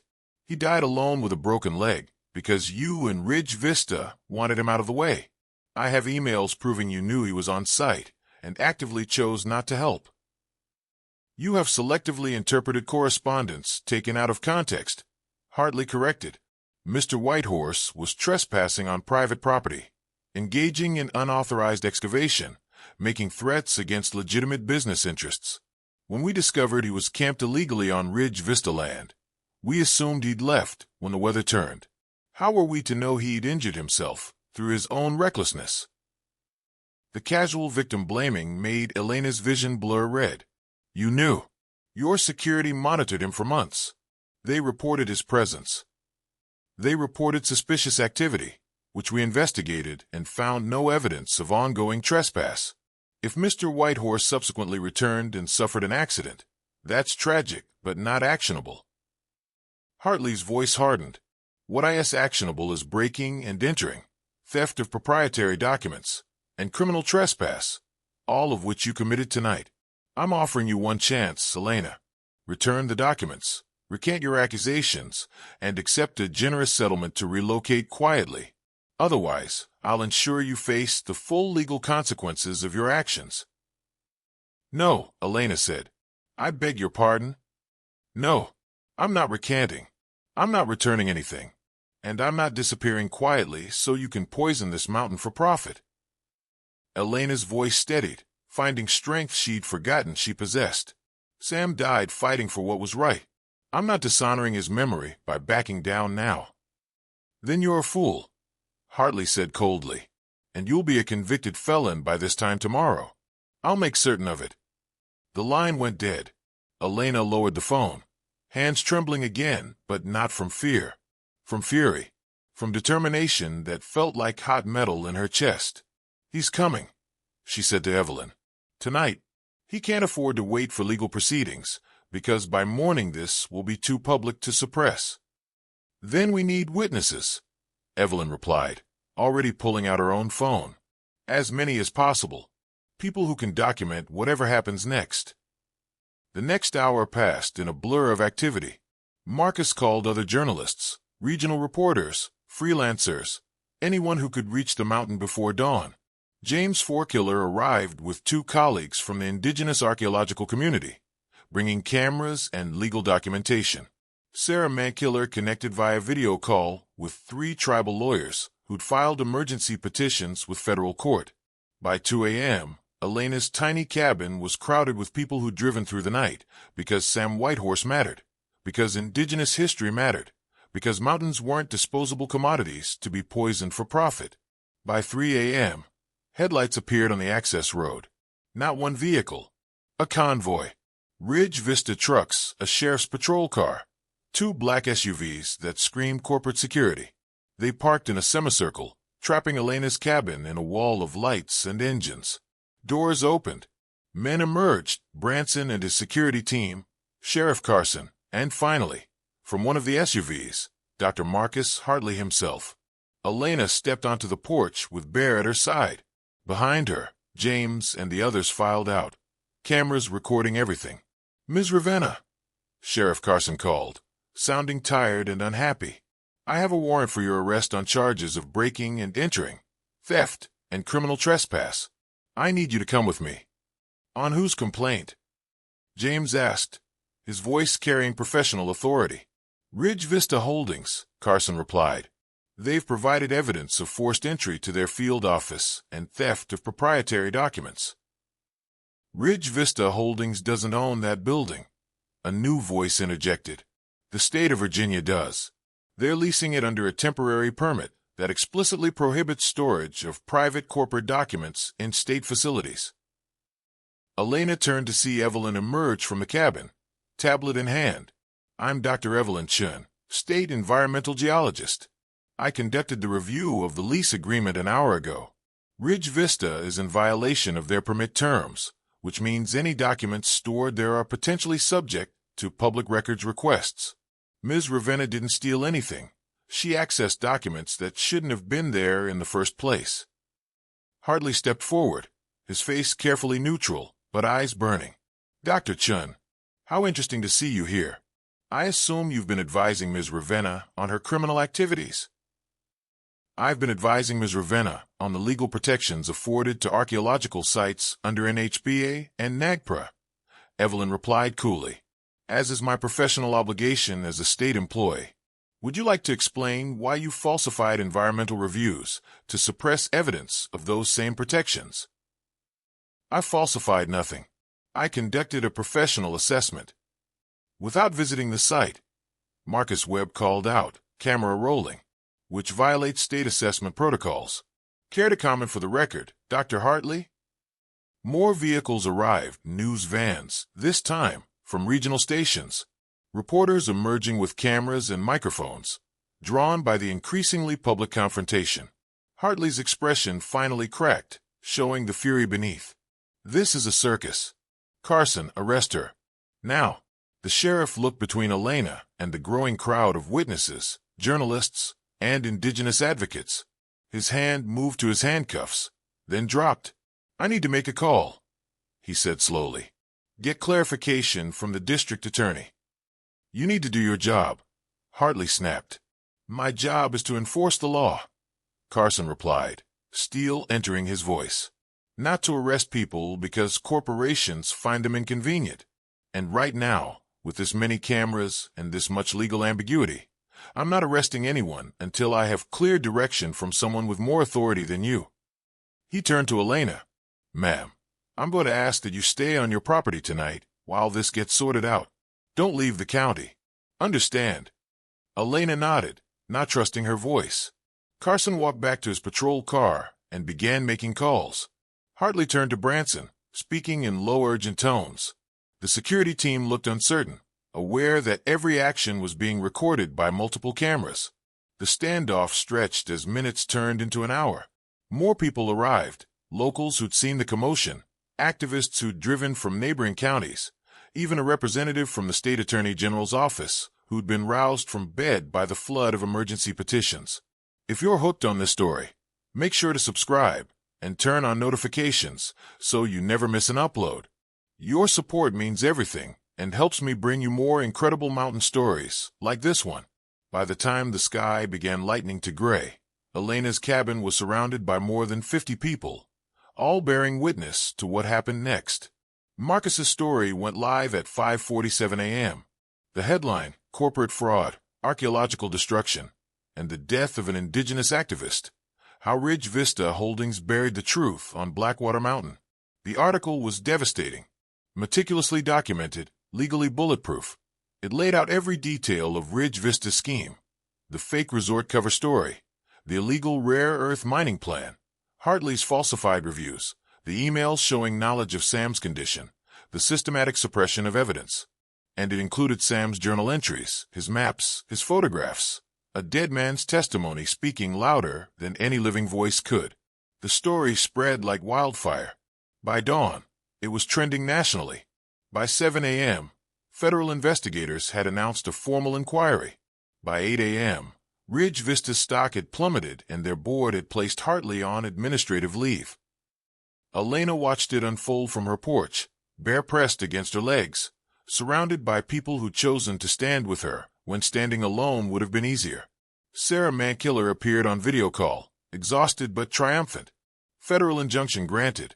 The site is under emergency protection pending full survey and NAGPRA consultation. Ridge Vista can't touch it. James clapped Elena on the shoulder. We're organizing a proper excavation team. Full documentation, respectful methodology, indigenous-led. Sam's site will be studied the right way. Even Sheriff Carson approached, looking sheepish. For what it's worth, I'm sorry. Should have asked harder questions when Sam disappeared. Shouldn't have assumed the easy story was the true one. Elena accepted his apology with a nod, too exhausted to hold grudges. By noon, Ridge Vista's convoy had retreated. By evening, the last journalists had filed their stories and departed. By nightfall, Elena was alone again except for Bear, the cabin quiet once more. But it was a different kind of quiet, not the silence of hiding, but the peace of having spoken truth that couldn't be unspoken. Section 8. The victory resolution achieved. The legal battles lasted 6 months, but their outcome was never in doubt. Once federal investigators began examining Ridge Vista's operations, the entire structure collapsed like a house of cards. Dr. Marcus Hartley was indicted on fraud charges and lost his position at UVA. He settled out of court, agreeing to surrender his archaeological credentials and pay substantial fines. His reputation, carefully built over 40 years, was destroyed in weeks. Ridge Vista Holdings declared bankruptcy after investors fled and multiple lawsuits froze their assets. The land they'd acquired reverted to state ownership, designated as protected watershed and archaeological preserve. Branson and 2 other executives faced criminal charges for environmental violations and fraud. Their trials were pending, but conviction seemed inevitable given the mountain of documentation that had emerged once investigators knew where to look. For Elena, vindication came in quieter forms. 3 months after that November dawn, she stood in Sam's site with a team of 20 archaeologists, half of them indigenous, all of them committed to respectful, community-led investigation. The stone chamber had been carefully stabilized, its contents documented with painstaking precision. Sarah Mankiller walked beside her through the lower workshop, marveling at the density of artifacts still being uncovered. "This is extraordinary," Sarah said softly, crouching to examine a blade still in situ. The preservation, the scale, the sophistication. Sam knew what he'd found. He knew how important this was. "He died protecting it," Elena replied. "The least we can do is honor that." They'd found Sam's body in the sealed chamber, the one marked with a question mark on his maps.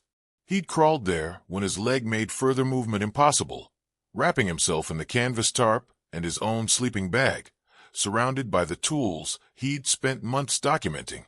The medical examiner confirmed what Elena had already known: broken leg, exposure, dehydration.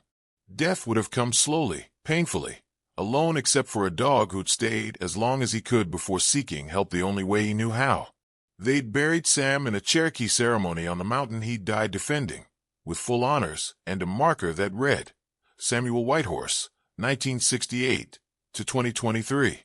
Archaeologist, activist, keeper of truth. He fought for those who had no voice. Elena attended with Bear, who'd sat vigil at the grave for hours, understanding in the way dogs do that his person was finally at rest. Now, for months later, the site was revealing secrets Sam had only begun to uncover. The sealed chamber contained ceremonial objects suggesting religious significance. Chemical analysis of residues indicated the space had been used for sacred purposes, possibly as a vision quest site or healing sanctuary. It wasn't just a workshop. It was a holy place. "We'll need to involve spiritual leaders," Sarah said. "Get proper protocols in place. This isn't just archaeology anymore." Sam would have wanted that. Elena agreed. He always said artifacts were only part of the story. The sacred was equally important. They worked until twilight, then hiked back to base camp, a cluster of tents and research stations that had sprouted near Elena's cabin like a small village. The team had become family over these months, bound by shared purpose and respect for the mountain that held such ancient memory. Elena's cabin had changed too. She'd added a second room, partly with insurance money from the university that had quietly settled her 8-year-old grievance once her name was back in the news, partly with proceeds from consulting work. She'd been hired by 3 different tribal preservation offices to review potential sites and ensure proper protocols. Her reputation had been restored, her expertise recognized. Universities that had once shunned her now sent cautious inquiries about teaching positions, speaking engagements, research collaborations. She declined them all. The mountain had been her home for 8 years of hiding. It would remain her home now, but for different reasons. This was where Sam had fought his final battle. This was where indigenous history was being reclaimed from centuries of suppression and theft. This was where she'd found purpose beyond her own pain. Marcus Webb had won a journalism award for his coverage. He visited regularly, documenting the excavation's progress for a book he was writing. He'd become a friend, one of several Elena had accumulated despite her best efforts to remain solitary. Evelyn Chun had been promoted to senior geologist and now oversaw environmental protections for the entire region. She'd been instrumental in getting the watershed designated as permanently protected, ensuring no future corporations could attempt what Ridge Vista had tried. James Forkiller led the excavation team, bringing graduate students from tribal colleges across the country. The site had become a training ground, a place where indigenous archaeologists learned to tell their own histories without mediation by institutions that had too often stolen credit and silenced voices. On the 6-month anniversary of that November confrontation, they held a celebration. Not a party, exactly. More a gathering to honor what had been accomplished and what still lay ahead. Elena stood on her porch with Bear, watching people laugh and share food and tell stories. She felt Sam's absence keenly, knowing he should have been here to see this, to know his death hadn't been meaningless. But his presence lingered too, in every tool carefully excavated, in every student learning to honor their ancestors' work, in every decision made with respect rather than exploitation. Sarah approached, carrying 2 cups of coffee. "Thought you might need this." Elena accepted gratefully. "Thank you. For everything. You didn't have to fight as hard as you did." "Yes, I did," Sarah replied. "Sam reached out to us months before he died. We failed him by not responding fast enough, by letting bureaucracy and budget constraints become excuses for inaction. We won't fail again." They stood in comfortable silence, watching twilight paint the mountains in shades of purple and gold. "What will you do now?" Sarah asked. "When the excavation ends, will you stay?" Elena looked at her cabin, at the forest pressing close, at Bear sleeping peacefully on the porch. 8 years ago she'd come here to disappear. Now she'd found reasons to stay that had nothing to do with hiding. "Yeah," she said. "I'll stay. Someone needs to keep an eye on this place. Make sure it's protected. Sam trusted me with that. I'm not giving it up." Sarah smiled. "Good, because we're going to need long-term site management. Someone who knows the mountain, understands the archaeology, can work with tribal communities, and keep researchers honest." She paused meaningfully. "Someone we trust." Elena understood the offer being extended. A role, a purpose, a way to turn her isolation into stewardship. "I'll think about it," she said, but they both knew she'd already decided. As night fell and stars emerged above the ridge, Elena felt something she'd thought lost forever, belonging. Not to institutions or credentials or career ladders she'd once climbed, but to this place, these people, this work that mattered beyond individual ambition. Bear stirred, lifting his head to look at her with those amber eyes that had started everything. He'd been Sam's companion first, then hers. Now he was the living link between past and present, between a man who'd died fighting and a woman who'd learned to fight again. "Good boy," Elena whispered, scratching his ears. "You brought me here. You knew I needed this even when I didn't." The dog's tail thumped once, acceptance and forgiveness, and something that felt like peace. Section 9. The New Life, Epilogue and Future. 1 year later, Elena stood at Sam's grave on a clear October morning, watching leaves drift down like ancient blessings.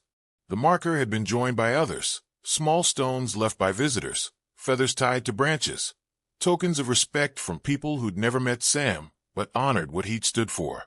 The site had become a place of pilgrimage for indigenous archaeologists and activists, a reminder that speaking truth came with costs, but silence cost more. Bear pressed against her leg, older now, moving slower, but still alert, still protective. "We did it," Elena said aloud, as if Sam could hear. "The site's protected. Your documentation formed the foundation for federal designation as a National Historic Landmark. Students are learning proper methods. Tribal communities control the narrative. Everything you wanted." The wind moved through the pines, carrying scents of earth and memory. Elena had changed too, in ways both visible and not. Her hair had more gray, her face more lines, but she stood straighter, moved with purpose. The woman who'd hidden on this mountain for 8 years was gone, replaced by someone who'd remembered how to fight, and, more importantly, what was worth fighting for. The cabin had expanded again. Now it included a small office where she coordinated site management, a library of archaeological texts and tribal histories, and quarters for visiting researchers who came to study the White Horse site, as it had been officially named, over hardly strenuous objections. The excavation had revealed wonders Sam had only begun to document. The workshop dated to nearly 2,000 years ago, part of a major trade network spanning hundreds of miles. Chemical analysis of stone samples showed materials sourced from regions as far as the Great Lakes and the Atlantic coast, evidence of sophisticated exchange systems that rewrote understanding of pre-contact economics. The sealed chamber had indeed been sacred, a healing sanctuary where spiritual leaders prepared medicine and conducted ceremonies. Respectful investigation, guided by Cherokee elders, had uncovered evidence of continuous use over multiple centuries, suggesting the site held meaning that transcended individual cultures or time periods. The mountain itself had been holy, and people had known it for millennia. Ridge Vista's attempted destruction would have erased that knowledge forever. Sam had died preventing that erasure. Elena had nearly died continuing his fight. Now, a year later, the site was secure, protected by federal law, tribal advocacy, public awareness, and a network of people who'd learned that silence in the face of injustice was complicity. Dr. Marcus Hartley had faced federal trial and been convicted of fraud, conspiracy, and violation of NAGPRA protections. His sentence included prison time, substantial fines, and permanent prohibition from archaeological work. His testimony had implicated Ridge Vista executives, leading to additional convictions. The company itself had been liquidated, its assets sold to pay damages to the Cherokee Nation and environmental restoration costs. The land it had acquired was now part of Blackwater Mountain Indigenous Heritage Preserve, managed jointly by tribal authorities and the National Park Service. Justice, Elena reflected, was slow and imperfect, but it was possible. Her phone buzzed, a text from Marcus Webb. "New story dropping tomorrow. Investigation shows similar schemes at 4 other sites across Appalachia. Your testimony was crucial. Thank you." She smiled. The fight hadn't ended with Ridge Vista. Corporations still sought profit over preservation. Academics still prioritized careers over ethics. But now there was a network, activated and vigilant, ready to resist. And Elena was part of that network, not as a victim anymore, but as someone whose expertise and experience mattered. She'd received job offers from universities, museums, research institutions. She declined them all, choosing instead to stay where Sam had fallen, where indigenous history was being reclaimed, where mountains held memories worth protecting. She taught now in her own way. Graduate students came to learn field methods, ethical protocols, community engagement. She showed them Sam's journals, his meticulous documentation, his commitment to doing things right even when no one was watching. She showed them what it cost to fight and why it was worth paying. Bear barked once, pulling her attention to the trail. A group approached, Sarah Mankiller with 3 tribal elders, come to conduct seasonal blessings at the site. It had become tradition over the past year. 4 times annually, Cherokee spiritual leaders blessed the mountain, thanked the ancestors, and reminded everyone that this land was held in trust for generations not yet born. "Elena," Sarah called warmly. "We're ready when you are." Elena touched Sam's marker one last time. "Thank you," she whispered, "for trusting your dog to find someone who'd listen, for not giving up even when you had every reason to, for showing me that hiding isn't the same as healing." She turned and walked toward the waiting group, Bear at her side, morning sun breaking through the canopy to paint everything gold. The ceremony was simple but profound. Tobacco smoke rising through ancient pines, songs and languages that predated English by millennia, prayers for protection, healing, continuity. Elena stood respectfully at the edge, honored to witness what she could never fully understand, a relationship with land that went deeper than ownership or use, that recognized mountains as relatives deserving care and respect. When the ceremony ended, one of the elders approached her. He was ancient, face carved by decades and wisdom, eyes sharp despite his age. "Sam Whitehorse was my nephew," he said quietly. "My sister's son. When he disappeared, we mourned. We thought he'd been lost to the sickness that takes so many of our young people, the weight of trying to live in two worlds that don't want to reconcile." Elena swallowed hard. "I'm sorry. I wish I'd found him in time." "You found him when you were meant to," the elder replied, "and you honored him by finishing his work. That matters more than timing." He placed a weathered hand on her shoulder. "You're family now. You stood with us when you could have stayed silent. You risked yourself for people not your own. That's kinship."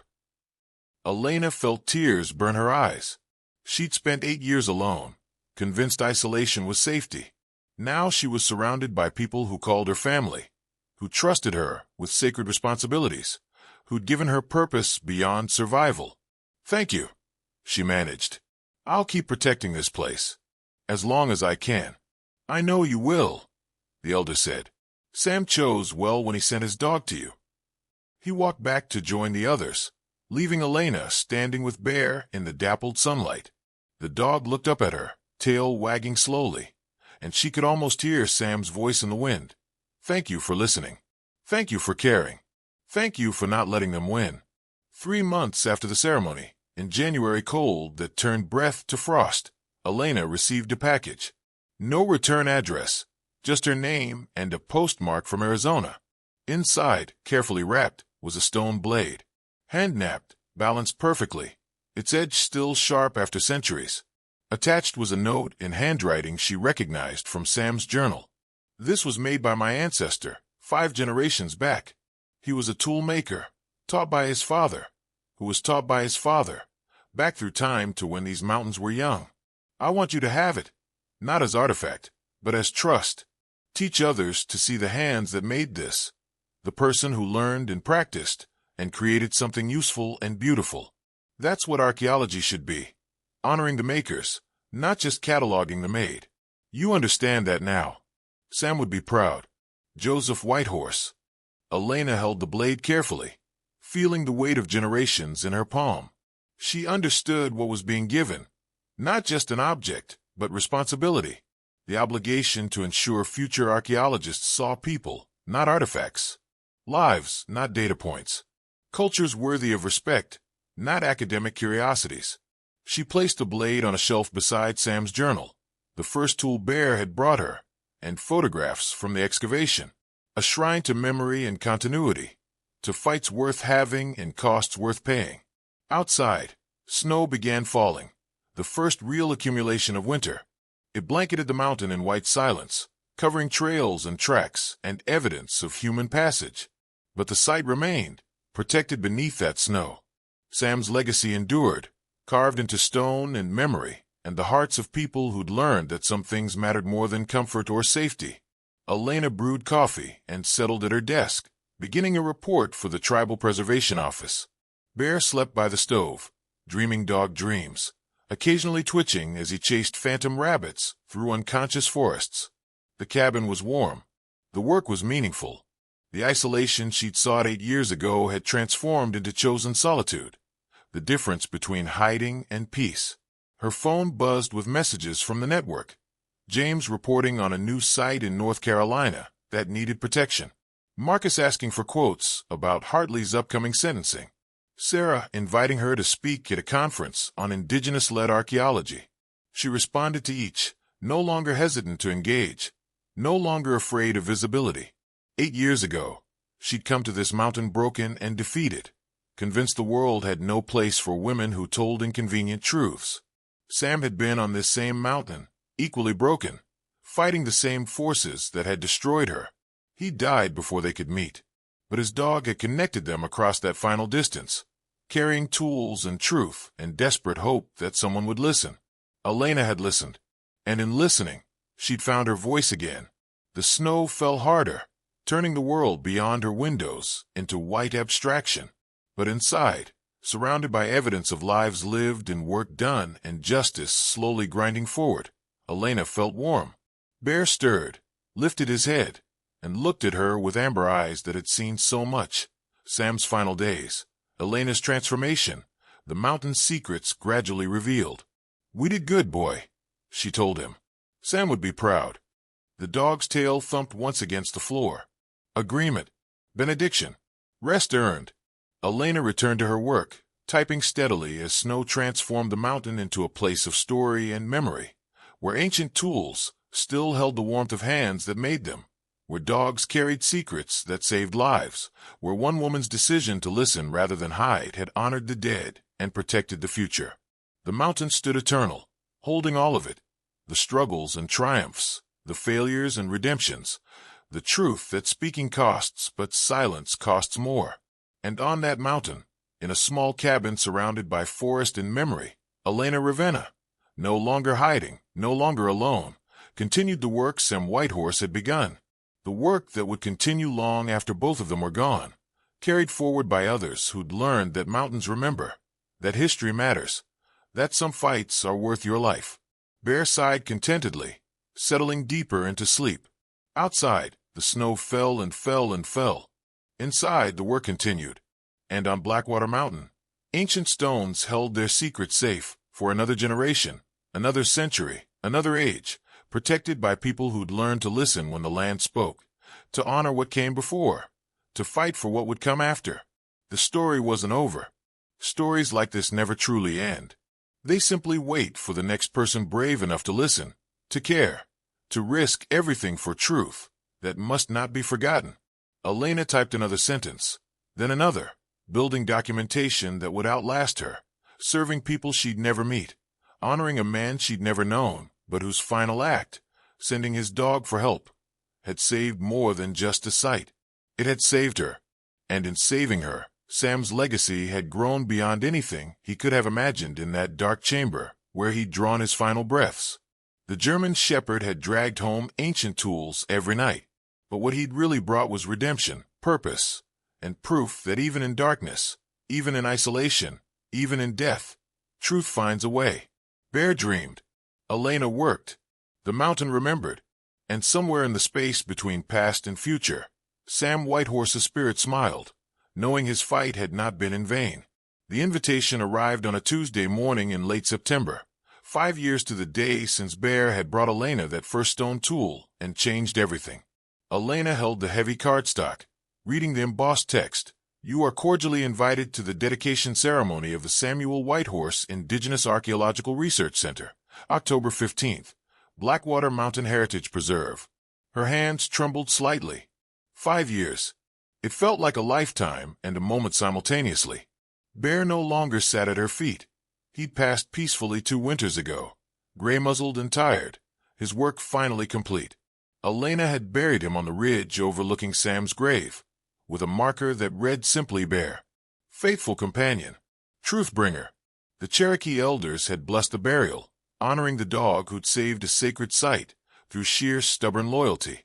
She missed him every single day, but his legacy lived on in ways she was still discovering. The research center being dedicated had been funded partly by donations from people who'd read Marcus Webb's book, The Dog Who Wouldn't Forget, which told Sam and Bear's story to a national audience. The book had become a bestseller, sparking conversations about corporate corruption, indigenous heritage protection, and the price individuals paid to fight institutional power. All proceeds went to establishing the center, a state-of-the-art facility for archaeological training, community education, and research collaboration, located at the base of the mountain where Sam had made his final stand. Elena walked to her window, looking out at the October forest blazing with color. Her cabin had evolved again over 5 years. What had started as a solitary retreat now served as satellite housing for the research center, hosting visiting scholars and tribal consultants year-round. The isolation she'd craved 8 years ago would have horrified her now. She'd grown accustomed to voices, to collaboration, to being part of something larger than her own survival. Her phone buzzed, a text from Sarah Mankiller, landing in Roanoke in 2 hours. "Please tell me you're not planning to skip your own ceremony." Elena smiled and typed back, "I'll be there. Wouldn't miss it." Sarah had become more than a colleague over these 5 years. She was family, in the truest sense. She'd stood with Elena through the darkest moments of the legal battles, celebrated victories, mourned setbacks, and helped build something that would outlast all of them. The White Horse site excavation had concluded after 3 years of meticulous work. The findings had been extraordinary. Evidence of continuous occupation spanning 2,500 years, trade networks reaching from the Great Lakes to the Gulf Coast, technological innovations that challenged assumptions about primitive societies, and ceremonial practices that connected modern Cherokee spiritual traditions to ancestors from 2 millennia past. But more important than the academic findings was how the work had been conducted. Indigenous-led, community-controlled, with descendant communities making all major decisions about what was excavated, studied, and, crucially, reburied when appropriate. It had become a model copied across the country. Universities now sent students specifically to train in ethical, collaborative archaeology. The White Horse method, they called it, though Elena knew Sam would have laughed at having methodology named after him. He just wanted people to do the right thing. It shouldn't have required a special name. Elena began packing for the ceremony, pulling out the formal clothes she rarely wore. Her daily uniform remained practical: jeans, hiking boots, flannel shirts weathered by mountain living. But today deserved something more. She chose a simple dress in deep blue, a beaded necklace Sarah had gifted her after the first year of excavation, and the silver bracelet Marcus had commissioned from a Cherokee artist, engraved with Bear's profile and the words he brought truth home. As she dressed, her mind wandered through the 5 years since that November night when everything had balanced on a knife's edge. The legal aftermath had been brutal, but ultimately triumphant. Hartley had served 18 months in federal prison before being released on parole. He'd lost everything: reputation, credentials, the university position he'd held for 30 years. Last Elena heard, he was working as a private consultant for construction companies, using his archaeological knowledge to help developers avoid rather than protect sites. Some people never learned. Ridge Vista's executives had faced harsher sentences.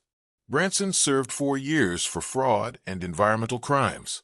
2 board members were still appealing their convictions. The company itself had been dissolved, its name now synonymous with corporate malfeasance in business ethics textbooks. The rare earth deposits that had motivated all of it remained untouched beneath the mountain, protected by federal designation and tribal sovereignty. They'd stay there, undisturbed, for generations to come. Elena finished dressing and checked her reflection in the mirror. The woman looking back was 50 now, hair more silver than brown, face marked by mountain weather and hard-won wisdom. But her eyes were clear, purposeful, alive in ways they hadn't been during those 8 years of hiding. She'd published extensively over the past 5 years, not about the White Horse site directly, but about collaborative methodology, ethical practice, indigenous heritage protection. Her papers were required reading in graduate programs. Universities that had once rejected her now cited her work. The vindication was sweet, but it wasn't why she did the work.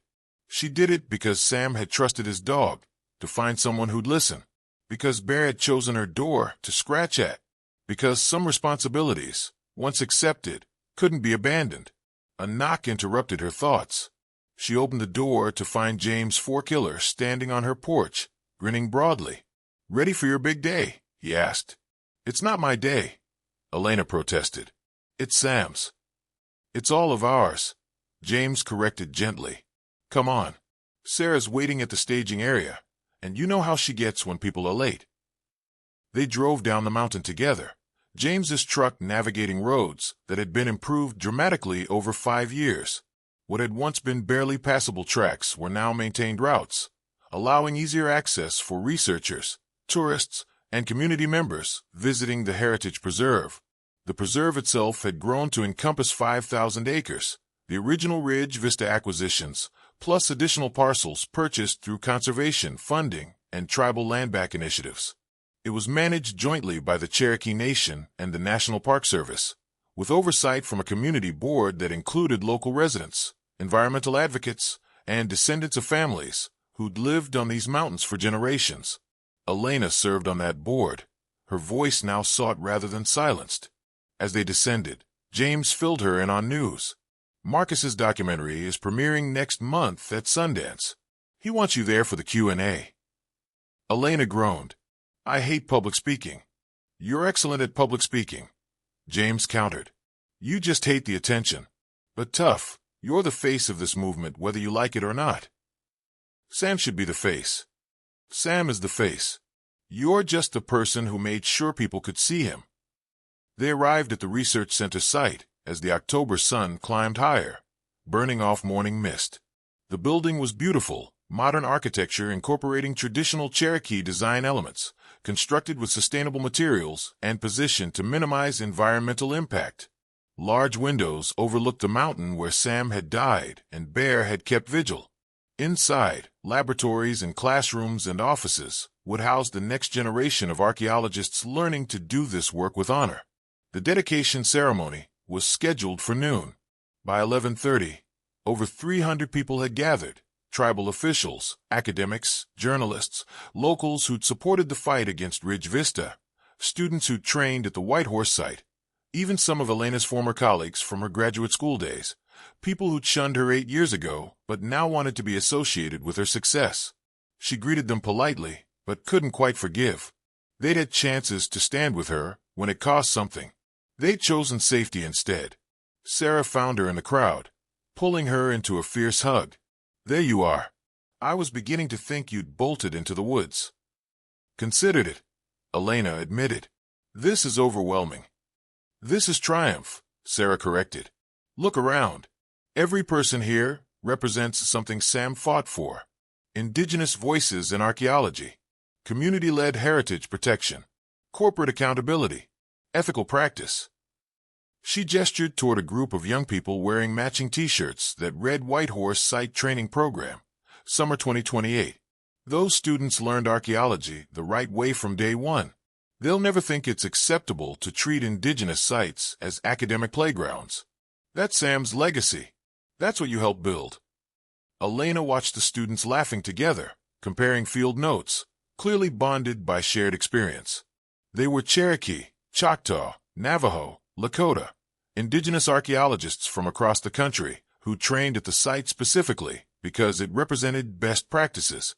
In previous generations, they would have been shut out of academic archaeology or forced to assimilate, to study their own heritage through colonial frameworks. Now they were leading the field, reshaping it from within. The ceremony began promptly at noon.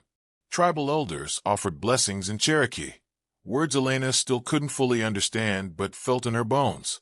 Sarah spoke about Sam's life and work, his decades fighting for indigenous self-determination in archaeology, his refusal to compromise even when compromise would have been easier.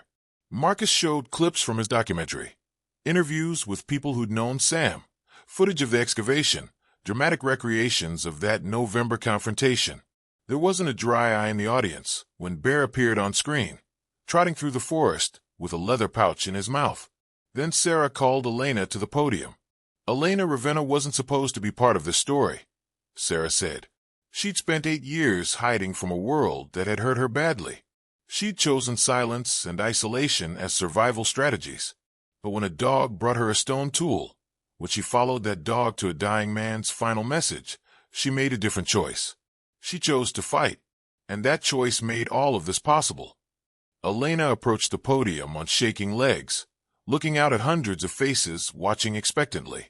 She'd prepared remarks, written them out and practiced them until they sounded natural.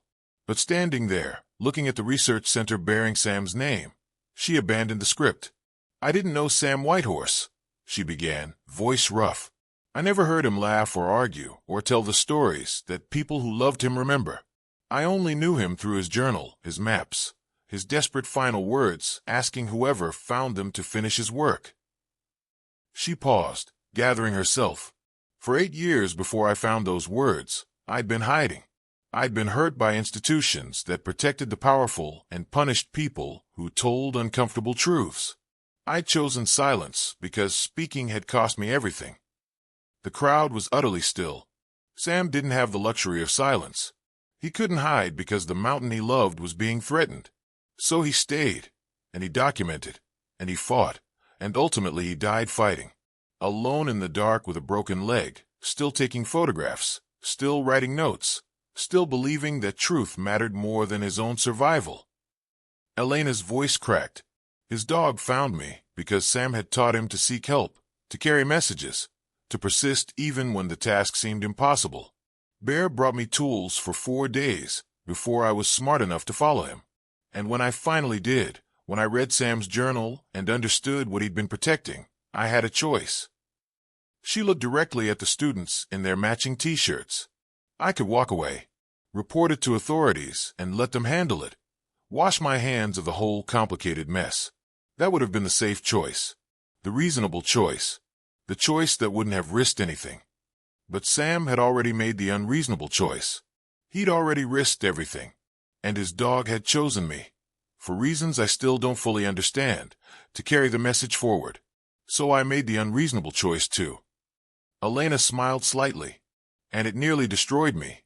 Again, the legal battles, the threats, the attempts to discredit me. It was everything I'd run away from 8 years earlier, everything I'd sworn I'd never face again. There were nights I wanted to quit, to disappear, to let someone else fight. But I kept thinking about Sam in that stone chamber, broken and dying, still working, still documenting, still believing that what he was protecting mattered more than his fear or pain or exhaustion. And I thought about Bear, traveling between Sam and my cabin for 18 months, faithful beyond reason, carrying hope even when hope seemed futile." She gripped the podium. "This research center isn't just about Sam, though it bears his name and honors his sacrifice. It's about everyone who makes the unreasonable choice, who fights when fighting is hard, who speaks when silence would be easier, who believes that truth and justice and heritage and dignity matter more than personal comfort." Elena gestured to the building behind her. "Every student who trains here will learn archaeology. But more importantly, they'll learn why archaeology matters. They'll learn that artifacts were made by people who loved and struggled and created beauty.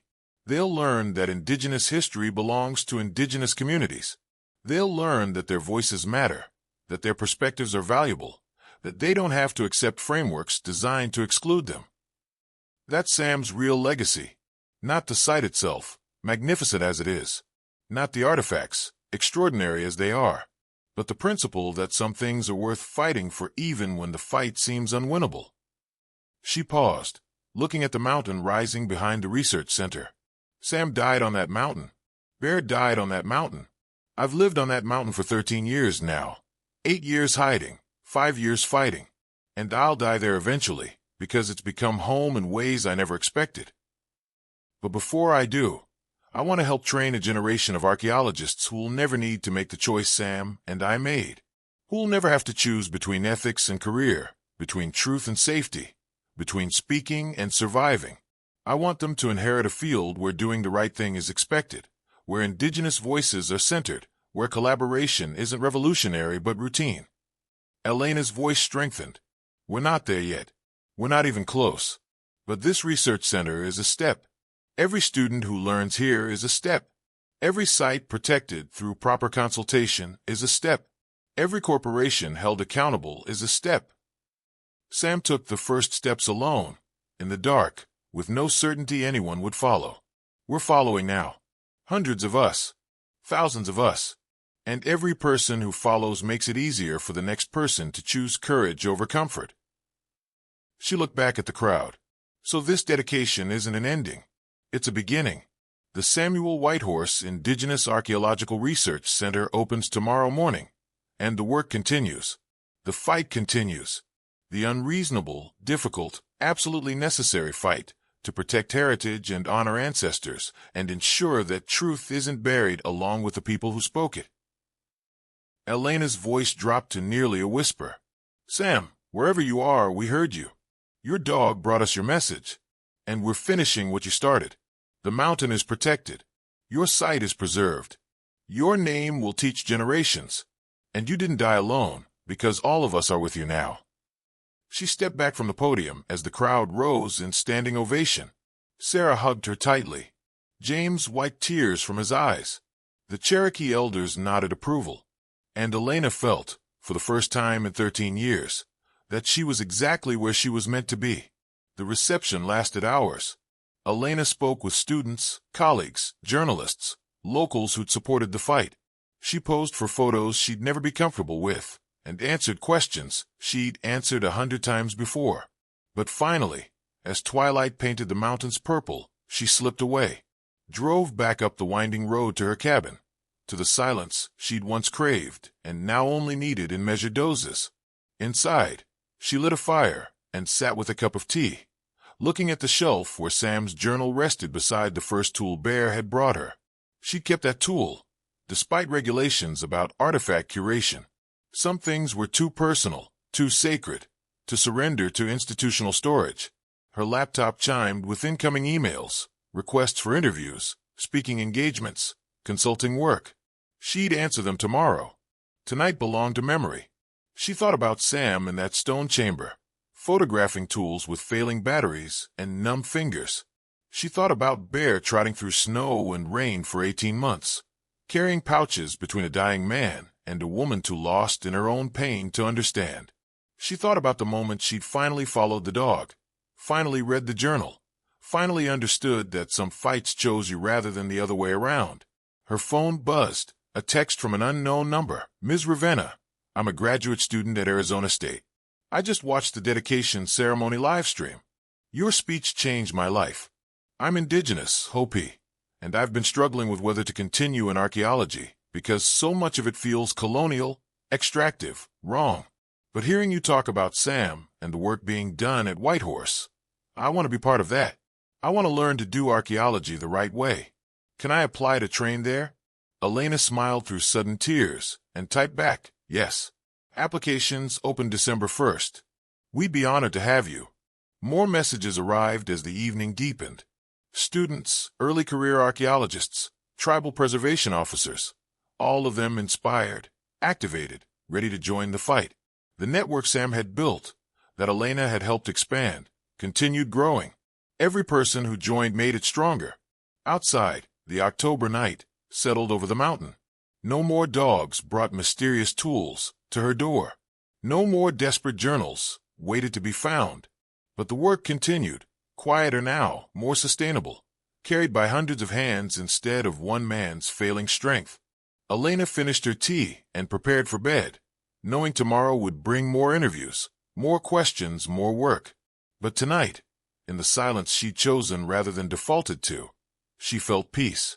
Sam's story had ended in darkness and cold, but the story he'd started, the fight he'd begun, blazed with light and warmth and the voices of people who refused to let truth die with the truth-tellers. The mountain remembered. The center stood. The work continued. And somewhere in the space between earth and sky, Sam Whitehorse and a faithful German shepherd rested, knowing their unreasonable choice had changed everything.